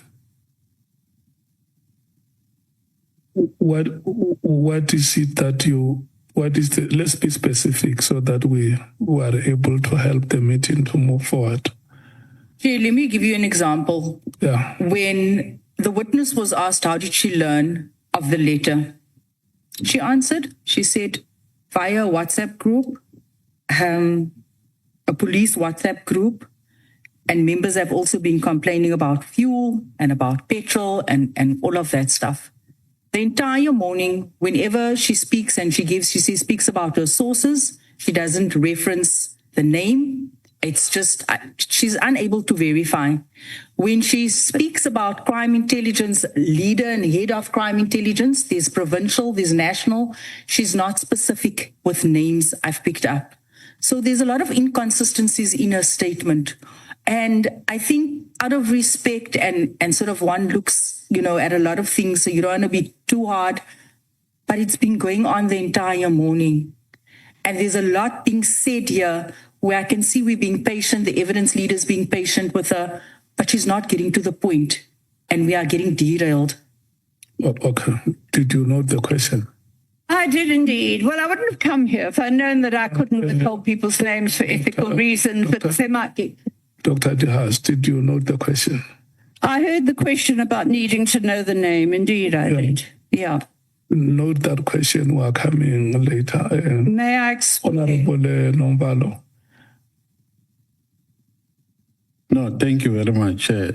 I think the first thing that we need to, as a basic necessity that we need to protect in this house is the decorum. That is number one. When members have asked for an opportunity to make inputs during the course of her testimony, she must wait for the chair after we've spoken, for the chair to give a directive. You don't budge here, Coco. You wait for the guidance of the chairperson, and thereafter you come in, because here we are engaging so that ultimately the chair would give a direction based on the engagements that we have tendered here in a meeting. Secondly, people who have been coming to this committee, including people who are in the higher echelons of the state, have been mentioning names of serious people who occupy serious positions. So we don't understand this story that we are being told here, because it means we are subjected to hearsay. And hearsay is evidence whose credibility relies on another person other than the person who's giving testimony. So it means here you are giving us information whose credibility relies on another person. And this is a fact-finding mission. So if you come with a cold and a silent evidence, how is it going to help us as this committee? Because you give us evidence, we analyze, we dissect, and if there are names in it, we take it further by inviting those people whom you have mentioned in your testimony. So really, Chair, we can't allow to be subjected to gossips. We have no time for gossiping here.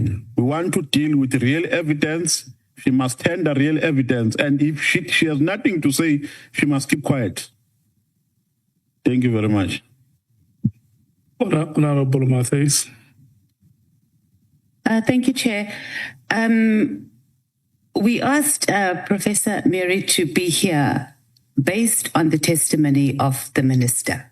And most of his statement, he submitted the whole report, so her complaint letter. So she's here because a minister told us that one of his decisions on making, or his main decision on why the PKTT was disbanded, was because of a complaint that was sent by Professor Mary. So I think that is one of the main reasons that we must have in the fore of our heads on why Professor Mary is here before us. The second issue, Prof, I think you have to also appreciate there's a difference between anthropology, ethics, and also what we are doing here. It's justice. So while we understand, you'd rather not tell us a story if we are not going to have names that are going to be attached. And you can't talk while I'm talking. So let's just take a chill pill a little bit. And it's fine if you don't want to give names. We do understand we are in a very hostile environment and people are being killed. We'd rather not hear the story because it makes us difficult for us to do our jobs as members of parliament. And you can't also roll your eyes while we are talking. We need... or maybe we must be told, how do we process information on so-and-so said this, there's someone lying in prison, I can't tell names. How do we process it? Maybe that's something that we can do, or you need to tell us, because we are here, we need facts, we need to process information. As my colleague said, there are witnesses that we need to come. We'd rather not hear the story if we are not able to verify that information, because as members of parliament, we are here to execute justice. We are here to do an inquiry. So we need that. If you cannot tell us, give us a name, don't tell us the story. And I'm asking that we do that. And maybe we should also just, just try to wrap up. And I mean, I do appreciate that people can be killed and we're going through a very hostile time, but we also can't just listen to stories and there's no way of us being able to verify that information. Thank you. Honorable Souls. Chair, I would just urge us as a committee to maintain equal and fair treatment to all witnesses. The terms of reference doesn't say if you don't give names, you must not tell the story. It gives an option to share a name in camera. You can share it in an enclosed setting.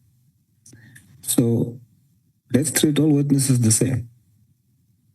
if may I finish?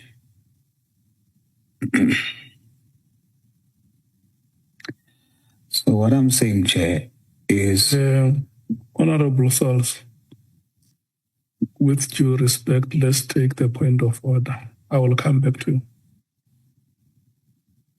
Thank you, Chair. On a point of order, Honorable Souls always does this. So now he's trying to say that we are treating witnesses unfairly. No one said that the witness cannot do in camera. So why doesn't he just come here and say, if the witness cannot say names, she must say it in camera. It's simple like that. Don't come here and always undermine us.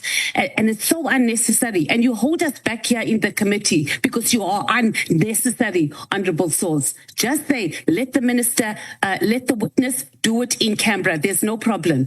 Don't throw shade at us and say we're treating witnesses unfairly. It's unnecessary. You are always doing this in the committee and you hold us back as a committee of trying to be progressive. Thank you, Chair.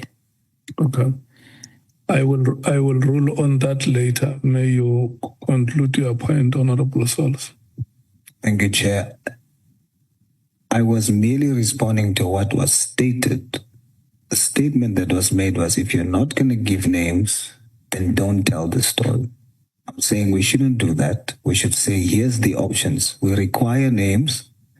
You have the option. If you want to protect your sources, you can, in terms of our terms of reference, say it in an enclosed manner in camera. And then the other names that you can state publicly, you can state it here. That's all I'm saying, Chair. Let us state it in that way. Let's not tell witnesses, if you don't want to say names, then don't tell us the story. Thank you, Chair. Okay, let me do this, honorable members. First of all, let me address you as honorable members. And then the next will be to talk to Professor Haas. Honorable Souls, you would remember that in the last proceedings, the second last proceedings, when we listened to Advocate Batoy, we had a similar arrangement where we agreed that if there were names that were to be mentioned, we will arrange an in-camera session where where that information will be provided to the committee. And you are very right when you say we must be consistent. And secondly, I want to request Honorable Matthys to attack the facts and not the person. If there is something that Honorable Souls says, let's address ourselves to the facts that he presents or the view that he propagates than to attack him as a person. Because once you say this is what he always does, I think it's ad hominem. You are now, there is this, there was one coach who had a philosophy in football that if you can't dispossess the opponent, you must make sure that there is no possession. The ball must not move forward, and the opponent must also not succeed to move forward. So you must destroy both. So I think I will not agree with the point of order that you have raised, Honorable Matthys. And then Dr. Haas, when I listen to these members and when I look at you, I can see that you are a citizen of an advanced age. And then these members are saying to you that they want to respect you as a senior citizen in this country. And there is no part there is no intention on their part to be seen disrespecting you or harassing you in recognition of your social status in society and their socialization from where they come from. They come from communities where they have been taught to respect elders.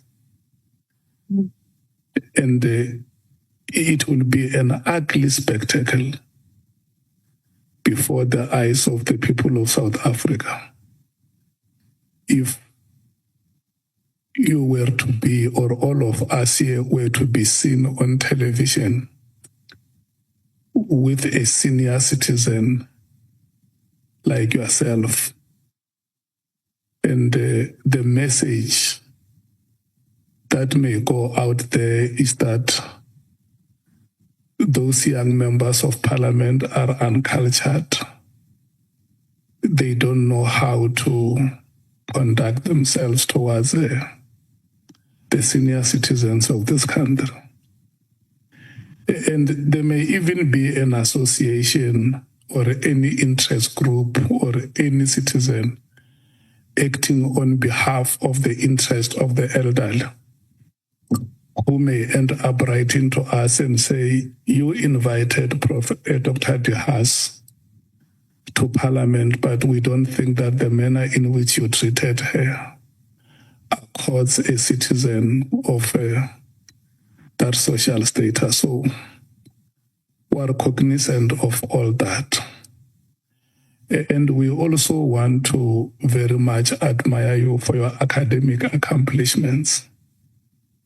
The least we request from you is to go back to the oath that we administered this morning to say, and very respectfully, so if there is any question that is put to you, try your utmost best to respond to it satisfactorily.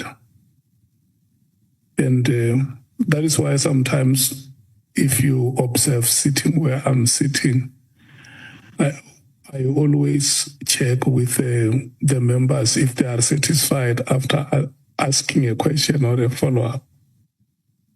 So where it may be difficult for you to mention a name, you can say, Chairperson, let me, and especially when the day is still so young like this, because if we need to have in-camera proceedings, we must make an application because Parliament is for the people. You don't just decide now and say, after this meeting, we will have a meeting in camera. If there are names, something that you may have to do upfront and say, in my statement, there is some confidential information that I would gladly like to share with you. But it may not be possible for me to publicly say it in the following paragraphs. So at the end of this proceedings, Chair, you can please favor me with at least 5 or 10 minutes, and I can disclose those details to you. Yeah. I think I have tried to say it in a manner that that brokers peace, in a manner that helps these proceedings to move forward. I'm always saying that when we conduct ourselves, we must not be worried about the technicalities of our arguments and our presentations. What the people of South Africa want to see is the wisdom behind our actions and the statements that we make. Thank you so much. May you please respond to the questions that the honorable members have asked. Certainly. And I mean, There's very few names I haven't mentioned. I mean, when they're names of police, I can't mention them because they will be persecuted and lose their jobs. They may lose their lives. Let me explain. And it's one of the reasons why I am outraged that we should have a team that focus on a few dozen people that may or may not have been killed for political reasons. I sit in a province, I myself have found myself under surveillance. I have just had to debug my phone without a court order. The phone, my calls were all getting diverted. I have to watch every move I make because I've made a lot of enemies. This is me. And I don't care about my age. I mean, thank you very much. I appreciate that, Mr. Honourable Chair. It's very nice of you. I'm used to robust debates. I really don't mind. But I also need to explain, I see dreadful stuff all the time, not just for politicians. I see people dying and the police doing nothing. And yet we're spending this money on this team. I think it's outrageous, quite frankly, when ordinary people can't get justice, they want closure, they don't get it. I'm speaking here for poor people. You don't even hear about them being killed. They're killed all the time in rural areas. They're trying to defend their land, for example.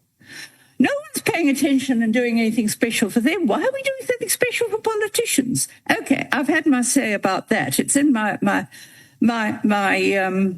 affidavit that this is one of the reasons I think, why on earth should we now focus on politicians? I mean, there's relatively few people whose names I have not mentioned. I mean, I didn't mention the name of the person I passed the information to, the policeman, because I can't do it without checking if that's okay. But there's another reason here. I mean, it doesn't interfere much with all these people I'm talking about.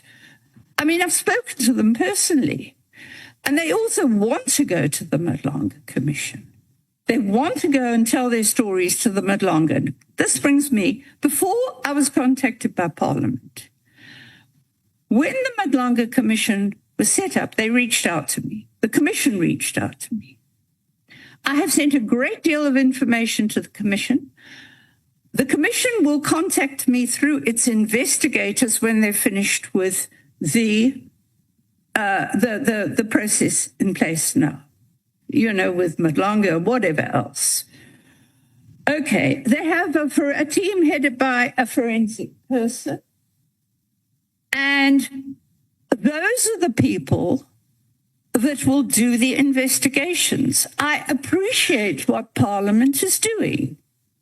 As I said, I've been trying to ask Parliament this for years, to follow up on the complaints about policing and about even the task team. So I appreciate this move. I appreciate your asking me, but if you had said to me, we're going to insist, you must remember, I mean, even I know, I'm not a lawyer, but even I know that you have the right to remain silent in court, even if you're an accused. I assume I'm not being accused. So I cannot, this is built into me. It's required by an International Association of Human Rights Defenders that I'm affiliated with, Frontline Defenders. You take every step to protect anyone who's vulnerable. And people who give me information that might lose their jobs or their lives by my giving a name are vulnerable. So I would just have to say thank you very much, but I cannot carry on, because don't forget that at this stage we have the Madlanga Commission with specialist investigators.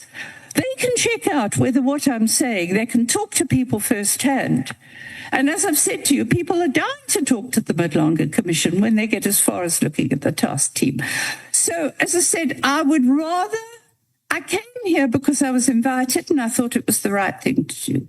I gave the answer to this question and saying, I can't tell you the name of the person who wanted to contact Mqunu, because I was asked to give any information I had, which I have done truthfully, about my contact with Mqunu, with Cedric Ngabende, with Sabia, and with, I was asked specifically by Parliament to give this information, and with Advocate Pakole.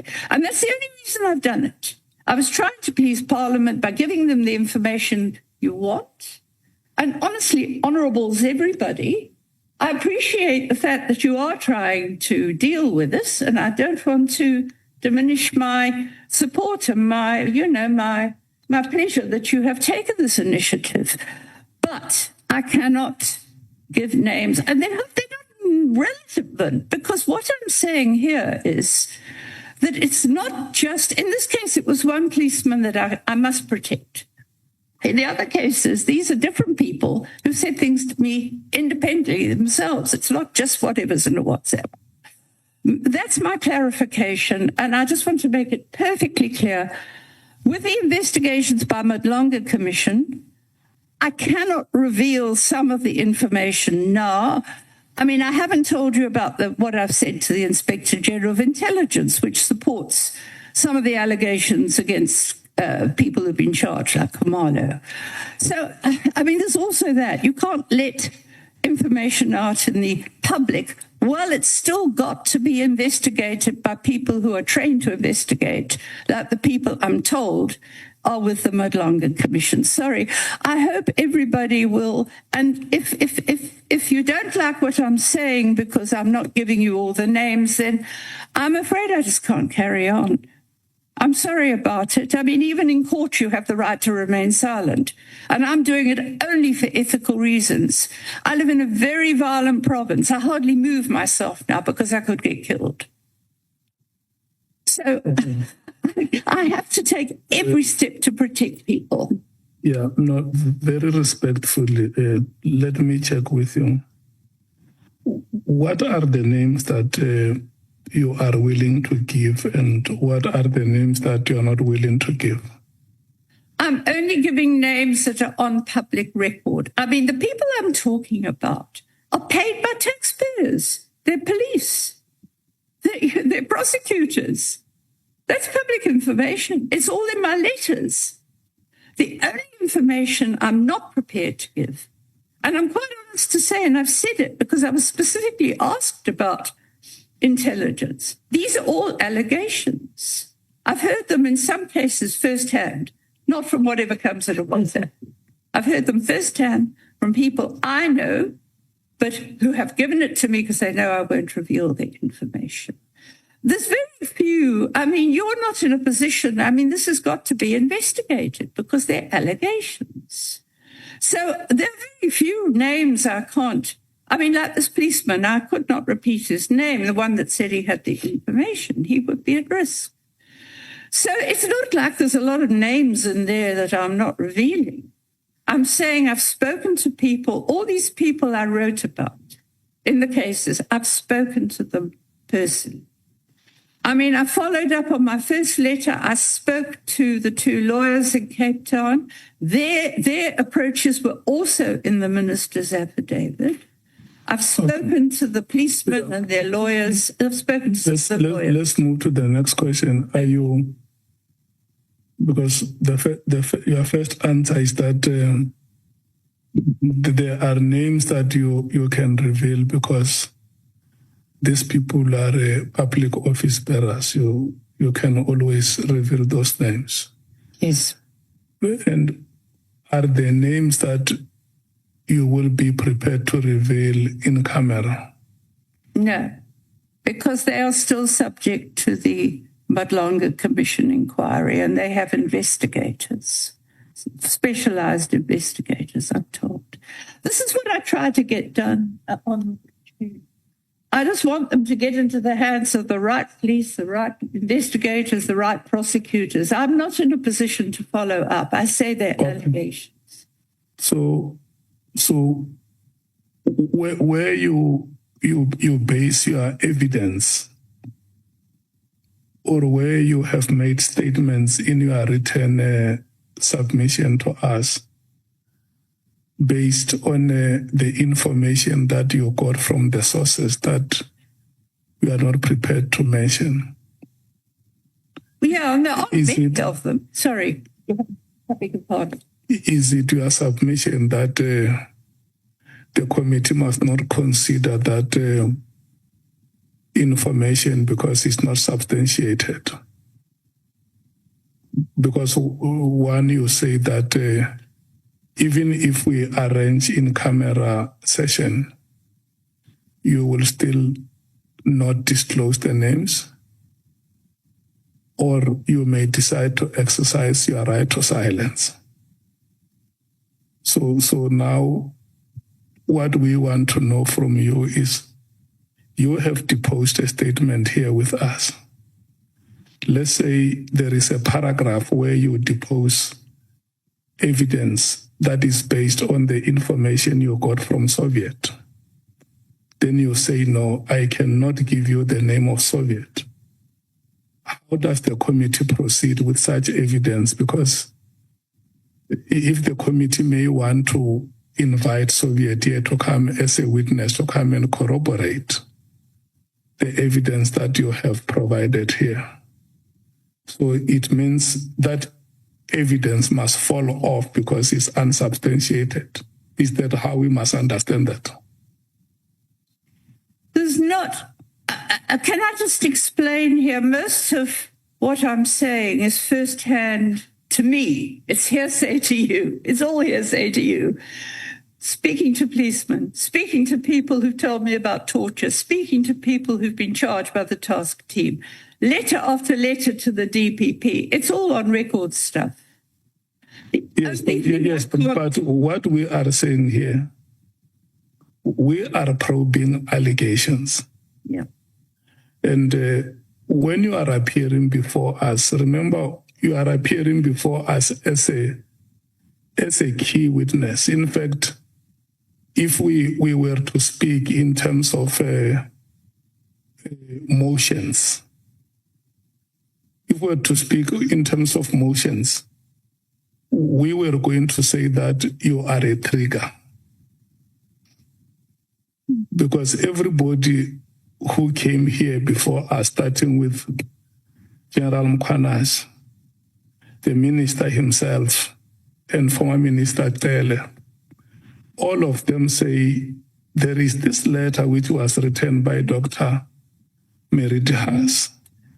And when you read this letter that is written by yourself, you say on paragraph 1.1 that, Minister, I request you that you instruct the National Commissioner of the South African Police Services to immediately disband the irregularly constituted, unnecessary and wasteful political killings task team and send its investigators back to the detective units established provincially and nationally in terms of SAPS legislation. And this is the letter that you wrote on the 31st of October, yes, 2024.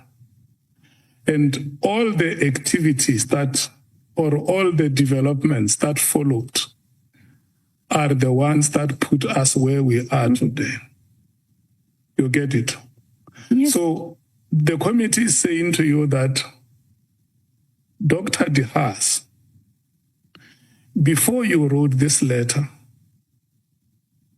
there must have been some information that you gathered which make you to arrive at this conclusion that I am now at the pinnacle. I am now at the point where I must write a letter to the minister because maybe the information that I have with me is so overwhelming that I can no longer keep it to myself. Somebody has to know it.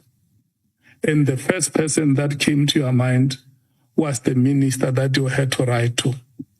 And so now Parliament then, after the decision that you requested must be made, that decision has been made, then Parliament appoints a committee to investigate the circumstances surrounding the dissolution of this PKTT and the alleged corrupt activities.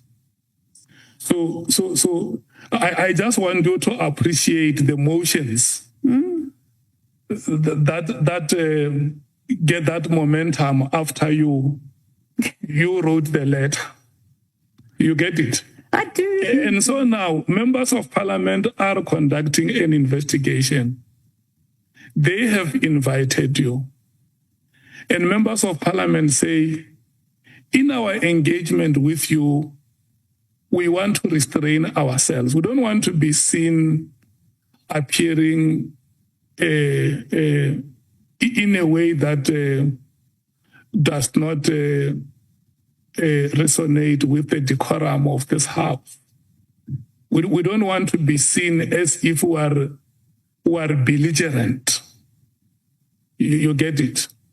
We want to have a conversation with you and help us to give us information that made you to arrive at a decision like this. If there is anybody who gave you information, you say, this is the information that I gathered. There is a Soviet who helped me to compile this information, but I'm not in a position to publicly mention a name like that one. You get it? So maybe before you respond, because I'm not perfect, I may want to check with honorable members if what I said represents their views. So I'm going to rotate them one by one and hear whether what I'm conveying to you is what they want it to be. Can I start? Honorable Ngolo. Yes, Chair, indeed, what you have said represents the views of the committee. Do you have any addition that you want to make to the attention of Dr. Haas? Chair, she does not really help because she was given two options. That if there is an information that she believes is too confidential, that an arrangement can be done to allow her to give us in an in-camera setting. But she continues saying, I'm not going to give names publicly, but I think she does not give her response whether or not she can be able to give us those names in an in-camera arrangement, Chair. Thank you. Honorable Skosana. Thank you, Chair. I just wanted to say when I raised my hand, I was disturbed by Dr. Haas, because apparently for her, Madlanga Commission takes precedent over us. It's been mentioned many times.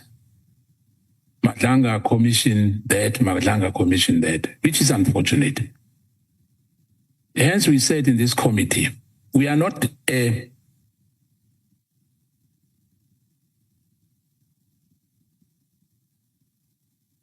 accountable to Madlanga Commission. Madlanga Commission is a separate.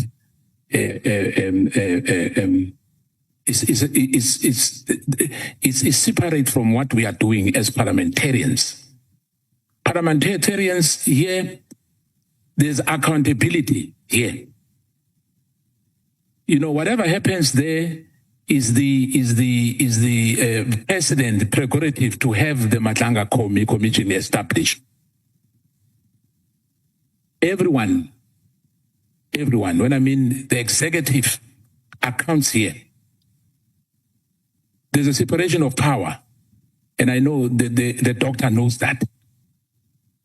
You know, I'm a bit traumatized about Madlanga Commission. Every almost a sentence you made now, that those witnesses would perhaps go to Madlanga Commission. They are allowed to go there. But hence the chair is asking you whether are you willing to do it on camera for us to proceed with this investigation as parliamentarians we are doing to every witness who appeared before us. We are not undermining you. But remember, we are probing. We want to know the truth. you know, we are not a subsidiary to a Madlanga Commission. We are a stand-up committee, as an ad-hoc committee here. We need to take this to Parliament, which is an ultimate in this country. We are lawmakers. And we heard you, you know, your statement is before us, you know, but hence we want to have a bite on it, to know the truth. There's no ulterior motives against you or anyone or any other witness here. We don't have a hidden agenda. We just want the truth. But if we can't now have the names, it's fine. You must just say that you are not willing. Perhaps we'll adjourn as a committee and take a decision. How are we going to go forward? You know, with you as a witness. But with due respect, there's nothing against you as a person. We just read your statement, and your statement speaks for itself. Thank you, Chair. Do we still have any member from the MKP who wants to? Yeah, no. Thanks, Chair. Chair, we've been partly covered by what Honorable Skosana has said. But Chair, what we have noted here is the highest level of arrogance of high note. And there is an attempt to reduce the credibility of this committee as if we're a subordinate of a certain commission of inquiry. Chair, apologies, Honorable Member. Chair, can you again talk to the witness to stop making gestures when members are submitting point? Listen, let's allow Honorable Nomvalo to conclude. We will come back to you to make that point. Chair, the first witness that appeared before this committee is General Tlatlangkwanas. He mentioned the name of a witness before us in his affidavit under oath. And even when he was here, he elaborated on why he mentioned her name. The name was also mentioned by the Minister of Police, Minister Senzo Mkhulu, under oath, openly so. And she comes here, she's not a police officer. She has no right to protect informants because it's only police officers with that right to protect informants. She's just an ordinary person with passion of having views on police work. We respect that. But she must not come here and undermine Parliament. This is Parliament, and this is a committee that has been tasked. We're not just doing a normal oversight responsibility here. We're doing an investigation. This is not a portfolio committee. It's an ad hoc committee with specific terms of reference. And at the center of those terms of reference is conducting an investigation on issues that are affecting SAPS. And she comes here, she tells us about investigators, qualified investigators, who are going to investigate issues in the Madlanga Commission. As if here, by virtue of being members of Parliament, we are not qualified to listen to what those investigators can listen to. So what I see here, Chair, is the highest level of arrogance and lack of cooperation. The witness cannot choose what she can tell us. It was going to be understandable if she was saying, Chair, I am not comfortable with disclosing names here on camera. Can we disclose them when cameras have been switched off? That will be understanding. Now saying, ridiculing the credibility of this committee by saying no, because I'm still here to appear in the Madlanga Commission. What is that? Madlanga Commission is not bigger than Parliament. It's an executive decision through the President of South Africa. This committee, the ad hoc committee, is a decision of Parliament. So, Chair, can we not be undermined here, please? Can we not be undermined? There are three options that we have correctly put here. It's either she gives us names here. If she doesn't, off camera. And if she doesn't want to give us names at all, she must not adduce evidence with names which are not disclosed, which are not going to be disclosed. She must just keep quiet and not say that I was told by so and so. She must not even go there because we will probe her further. Thank you. Okay, Honorable Ngola. No, Chair, I was saying I've noticed, which I think Orb Mateus noticed as well, and it continues unabated. The witness, every time a member is submitting, whatever the member is submitting, the witness is making unnecessary gestures. Can you plead with the witness to refrain from that conduct? It's not allowed. Thank you. Okay, let's move to the DA, Honorable Breitenbach. Thank you, Chair. Chair, we invited Dr. de Haas here, knowing what her evidence would be, more or less. We've heard people refer to what she would talk about, and we know what her background is. We know that she's a researcher. We know that she's an anthropologist. We know that she's a sociologist, and that she has a certain protocol to which she must adhere. And she's told us about that protocol, that she has an ethical standard by which she is bound. If you're doing research as an academic, Chair, you rely on a network of, let's call them informers for want of a better word. As soon as you start naming those people publicly, you'll never have another word from them. She'll be unable to conduct her research. She'll be unable to do her job. She'll be unable to make the contribution that she's making. And it's no different to any of the other witnesses, Chair. We've had many witnesses, and all of their evidence has, well, 90% of the evidence has been hearsay.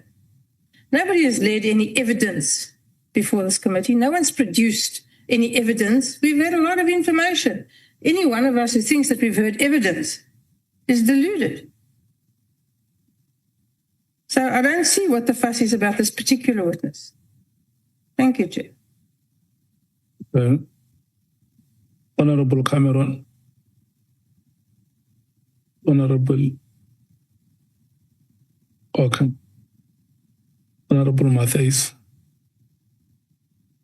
Yeah, thank you, Chair. We aligned with you. I think it's just important that there should be a reminder to our witness that this is Parliament. We are Parliament of the people. The difference between the Commission and this ad hoc committee, Prof, is that whatever our findings are here and also what our recommendations are, it's binding.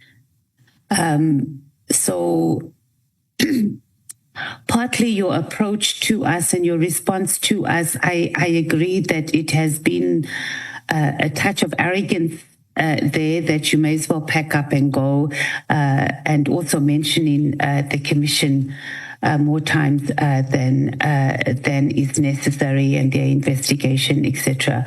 And perhaps for the sake of progress, I think we must just get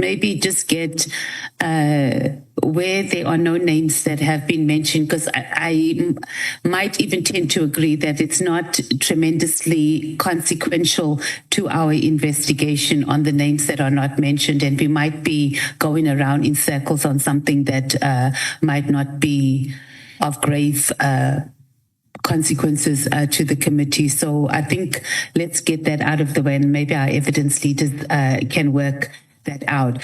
But I do think it also just set a precedent, Chair, that when we have witnesses here, that they just be conscious, even when we take their statements, if there's information that they feel that is going to jeopardize other people, that it's noted in their statement, and that we have an approach rather than us coming here and then we have to deal with, I can't mention names, etc. It does make our work a little bit more difficult. But yeah, I think we can move in that regard. That's our submission. Thank you, Chair. Honorable Source. Chair, we have indulged the witness. We've tried to be fair. You took time to explain our position.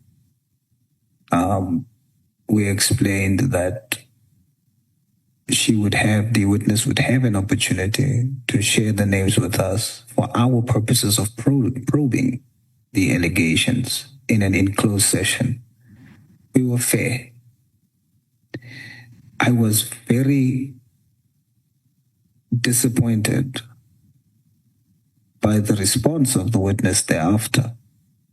And I take strong exception to hear Dr. Haas say that if we don't want to, she can leave. Now, it's wrong. It feels like Dr. Haas is talking down on all of us. We are a legitimate structure. We are a legal structure. And Dr. Haas has been invited because allegations has been made. We have granted a platform for her to have a right of reply to these allegations and clear it up. Instead of returning the courtesy, we are being spoken down on. And I also want Dr. Haas to know that even though you were invited on this occasion, and you feel you have the option to decide whether you want to testify or not, Section 56 of our Constitution also empowers the National Assembly, and by extension, ad-hoc committees like ourselves, to summons you. And when we summons you, you have no option to opt out except for 2 exceptions, which I'm sure you know. So please do not come across as you are looking down at us and speak with such arrogance. You can just back up and go, that I take strong exception to. And I want you to be clear that we are not some tuck shop somewhere. We are a legitimate legal institution with power. We are constitutionally empowered to do what we do. So I implore you to show the same courtesy. Help us in our effort. If you refuse and you want to go, we will then use our power to summons you back here if we feel that there is information that we want to oblige you to give to us. Thank you, Chair. Honorable James. Yeah, I think I'm covered by the former speakers. I actually don't believe that the people that Dr. Haas is protecting would add any value to what we're doing today. I think, if anything, we more want to know what prompted her, what prompted that writing of that letter, and sort of trying to persuade the minister to disband the PKTT. I think, if anything, that was the focus. It makes it very hard to even prompt her further. She said what she's wanted to say. She's not going to speak. She's not going to share names. And I think the fact that she's a senior citizen today makes it very difficult for me and where I come from and my upbringing. You know, she's obviously has a made-up mind, and we're going to leave it at that. I think, if anything here today, what she has revealed is the poor leadership within our minister. Because in his testimony, one of the things, the driving factors that led him into authoring that letter was Dr. Mary Haas. So it would have been interesting today for us to hear from her who are those people that was poking and prompting and the whys, but she's not able to tell us that. The focus today is her input towards the minister disbanding the PKTT. She's not willing to tell us, in or off camera. She's made it clear. Where do we go further? Thank you, Chair. Yes,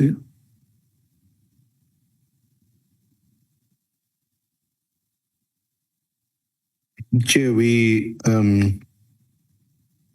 our colleague, Advocate Sikalala, just reminded me that we did caution in advance that calling Dr. De Haas would create this kind of problem, in inverted commas, because much of her evidence or the information that she's sharing with the committee is based on a network of information that she receives, much from third parties and other sources, and is not direct evidence. And what she has now mentioned, where she has refused to disclose the name, is just such an example. I would be inclined, like we did the other evening, to request for the informant or the person to be disclosed to us in confidence, in camera. I would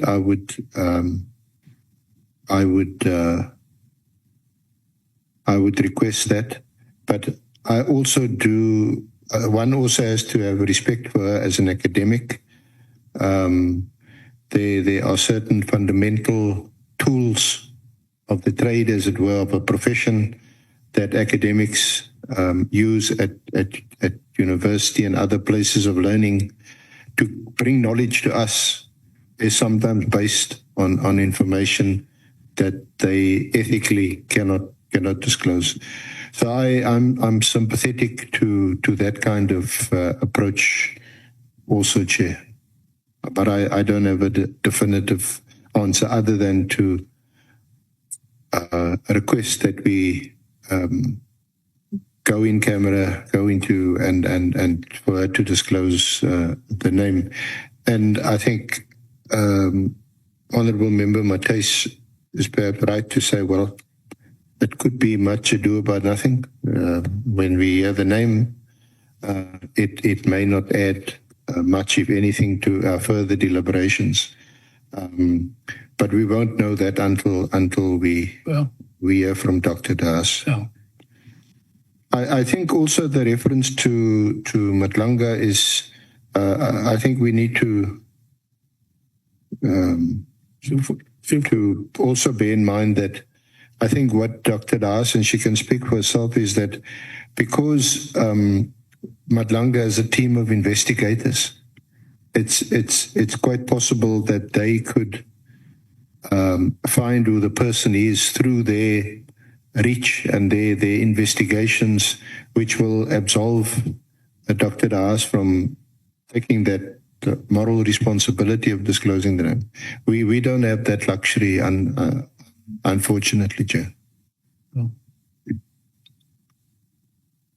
Well, I'm not taking further hands, honourable members, because I want us to break. I hear the points that honourable members are making here. The point of academic networks, there is nobody who can ignore it. It would have been very good if you say it yourself, Prof. To say, I'm a person who does research, and in this field, there are certain codes that we subscribe to. Whatever method that you use, you need to get consent. And that is why there are so many other research techniques that a person can use, because you may not want to reveal the identity of the sources that help you in your research. but it's when we ask you to say, are you saying that even in camera, if we were going to request you to disclose the sources, you say not even in camera, and then it ends there? You would have assisted us if you say, look here, Chairperson, this is the kind of the work that I do. And I have promised the networks that I consulted that this information remains confidential between us. And I may not be able to disclose it to anybody because it may put your lives in danger. Or even yourself, your life can also be in danger. That is acceptable. And we have always said it here that we are reasonable human beings. And even the application and administration of the law is done in a reasonable manner. Because the law is made to serve human beings. It's not meant to strangulate. And I think that is a fair point, but you should have said it yourself here. It must not be Honorable Breitenbach or Honorable Matthews or the SC speaking for you. It must be said by you, and we will reasonably take it. But secondly, I want to restate it here that it is our utmost intention, and this is what we want to do manifestly here as the committee, that we want to be manifestly seen out there respecting you as a senior citizen of this country. And that one we are unflinching about. We want to show you our utmost respect. And we also want you to feel the same warmth and comfort that you feel at your home. You must feel it here. When you have a conversation with us, you must be having a conversation with your children or with your grandchildren. You must be seen guiding them. You must be seen exposing them to the things that ordinarily they may not know in their lives. That is the kind of the atmosphere that must pervade our engagements here, and that is an atmosphere that will help us to move forward. So there must never be at any stage where you feel irritated by honorable members, where you feel offended.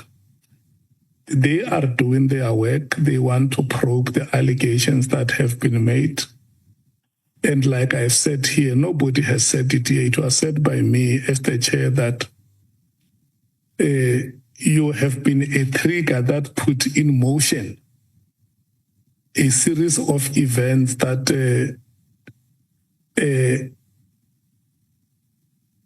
at the ultimate was a letter that was written by the minister. And some of the words that are used in your letter are the words that were used in the letter the minister wrote to the police commissioner. You see? Not all of them. I saw one word immediately. Is one word that has featured very prominently in these hearings. It's used in the letter which you wrote in October and the letter which was written by the minister on the 31st of December. So that is why it's very, very critical, Dr. Haas, that, and look, where I'm sitting, I'm not convinced that we have reached a stage where we will say no, or either of us will say you take it or you leave it. We haven't reached that stage. And we can't even reach that stage with a person of your quality. a senior citizen, an accomplished academic. Sitting here, we can't reach a stage where we say, look, you either take it or you leave it. We can't do those things. No. And I will emphasize it. It must never be the technicality of the statements that we make. It must never be about the techniques of our arguments. What we want to see being foregrounded here is the wisdom that makes this country to move forward. That's exactly what we want to see. So, honorable members, before we break, let me get the commitment of Dr. Haas that when we come back, we are going to move forward and she will try her best to cooperate with the committee and give the answers to the best of her ability. Dr. Haas. Thank you. I just need to explain a few things, and I'm really sorry if it seemed arrogant, but the point is I thought that I'd explained my ethical position. And I mean, among other things, I mean, I am still a registered social worker. I mean, I could be, and not that it would really matter, but I mean, strictly speaking, it would be the end of a profession if I had betrayed someone's confidence, put it that way. But what I'm a bit puzzled, and I really don't take exception to any of the criticisms, I'm used to it. This is what academic conferences are about. In fact, they get even more insulting. And this is a very staid, I appreciate the comments. I'm sorry if it was seen as arrogance. It was really my irritation for not understanding that I cannot betray people's confidence. Perhaps I didn't explain it well enough. Okay, but I'm not sure what all this thing about names is, because I mean, it came up in connection with my contact now with the minister. And that is a police member whose name I could not reveal, because it would endanger, if not his life, his job. Okay.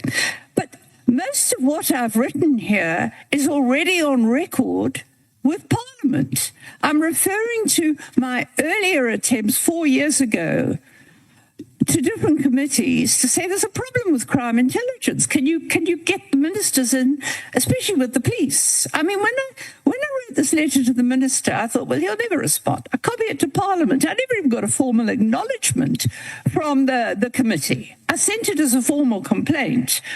So what I'm saying is I'm delighted that Parliament is now in a state where it is actually trying to address these issues. And my reference to the Madlanga Commission, I see as a completely separate issue, because all I'm saying is they actually have a luxury you don't have. They've got forensic investigators. So, I mean, the issues I brought up are almost all on record. I don't know what names you're talking about. I mentioned the name of a policeman. Now, I did that. And I was just going to focus on the whole thing about the task team.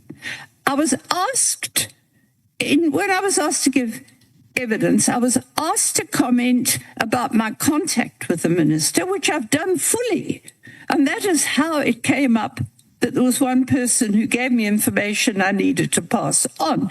And it's neither here nor there, because it's got nothing to do with that I'd written personally before, because the information I send to Parliament, I send it to the police. I send it to Parliament because the police don't respond. I am saying, this is what people are telling me. Yeah, Prof. Can you investigate? Doctor, that's my position. Yeah, Dr. Haas, respectfully, so let's do this. When we come back, then during the proceedings where you are required to mention your source, you can say, this one I can mention because it's a public office bearer. It's public knowledge. Number two, Chairperson, here, this information is still raw and may be a subject of investigation. I may not be able to say it because I don't know the extent to which it can jeopardize the investigations. That is fair. Yeah. You get it? Yes. If you have been informed by somebody and the information is so sensitive that you can't be excited about it, you say, look, this is a raw information. I can't be able to mention it here because it may be under investigation or now investigations are underway as we speak. Number 3, this one is part of my field of research. This is where the information was thrown. And I have made a commitment to the participants in my research that this stays confidential. I think everybody knows it. That, like I explained, that you can use different assembly methods in a research, or you can identify your participants. But you can't go out. Like now, if somebody does a research about the PKT team, it's a very, very sensitive terrain. And then you go there, you meet people, they give you information, you come and produce a document. But you can't mention where you got those things because it's unethical, it's unprofessional within the academic circles. So we will want you to say those things where you feel you have comfort to give us the names, and here I'm uncomfortable. I may not give us those names for the following. I think how the members understood it is when you just say it bluntly without any explanation or substantiation to say the reason why, even if we go in camera, I can't give you the information is for the following reasons. You get it? I mean, if I have to remind you, at some point you even said, I can exercise my right to silence. And for sure, I assume that is what could have offended the members. You could, look, at your age, you could have gathered some euphemism to say it in such a way that your juniors, they keep on following you without any qualms. Is it very clear? Is it clear to you? David, sorry? Did you hear me? I didn't hear the last sentence you said. Yeah, no, I'm saying at your age, Yeah. you could always find better ways. You know, older persons in society, they always have this delicate ways to process fragile and sensitive matters. Yeah. Yeah. Can you do that? Well, my problem is that I'm still very much in academic circles and I haven't really changed very much over the ages. So maybe that's the problem I'm having. But I mean, I do want to distinguish, though, between what I think Parliament can do, and I'm very happy it's doing. And I really want to emphasize, I was not going to give evidence about intelligence because it is all allegations. I have personally spoken to operatives, so some of it is firsthand to me.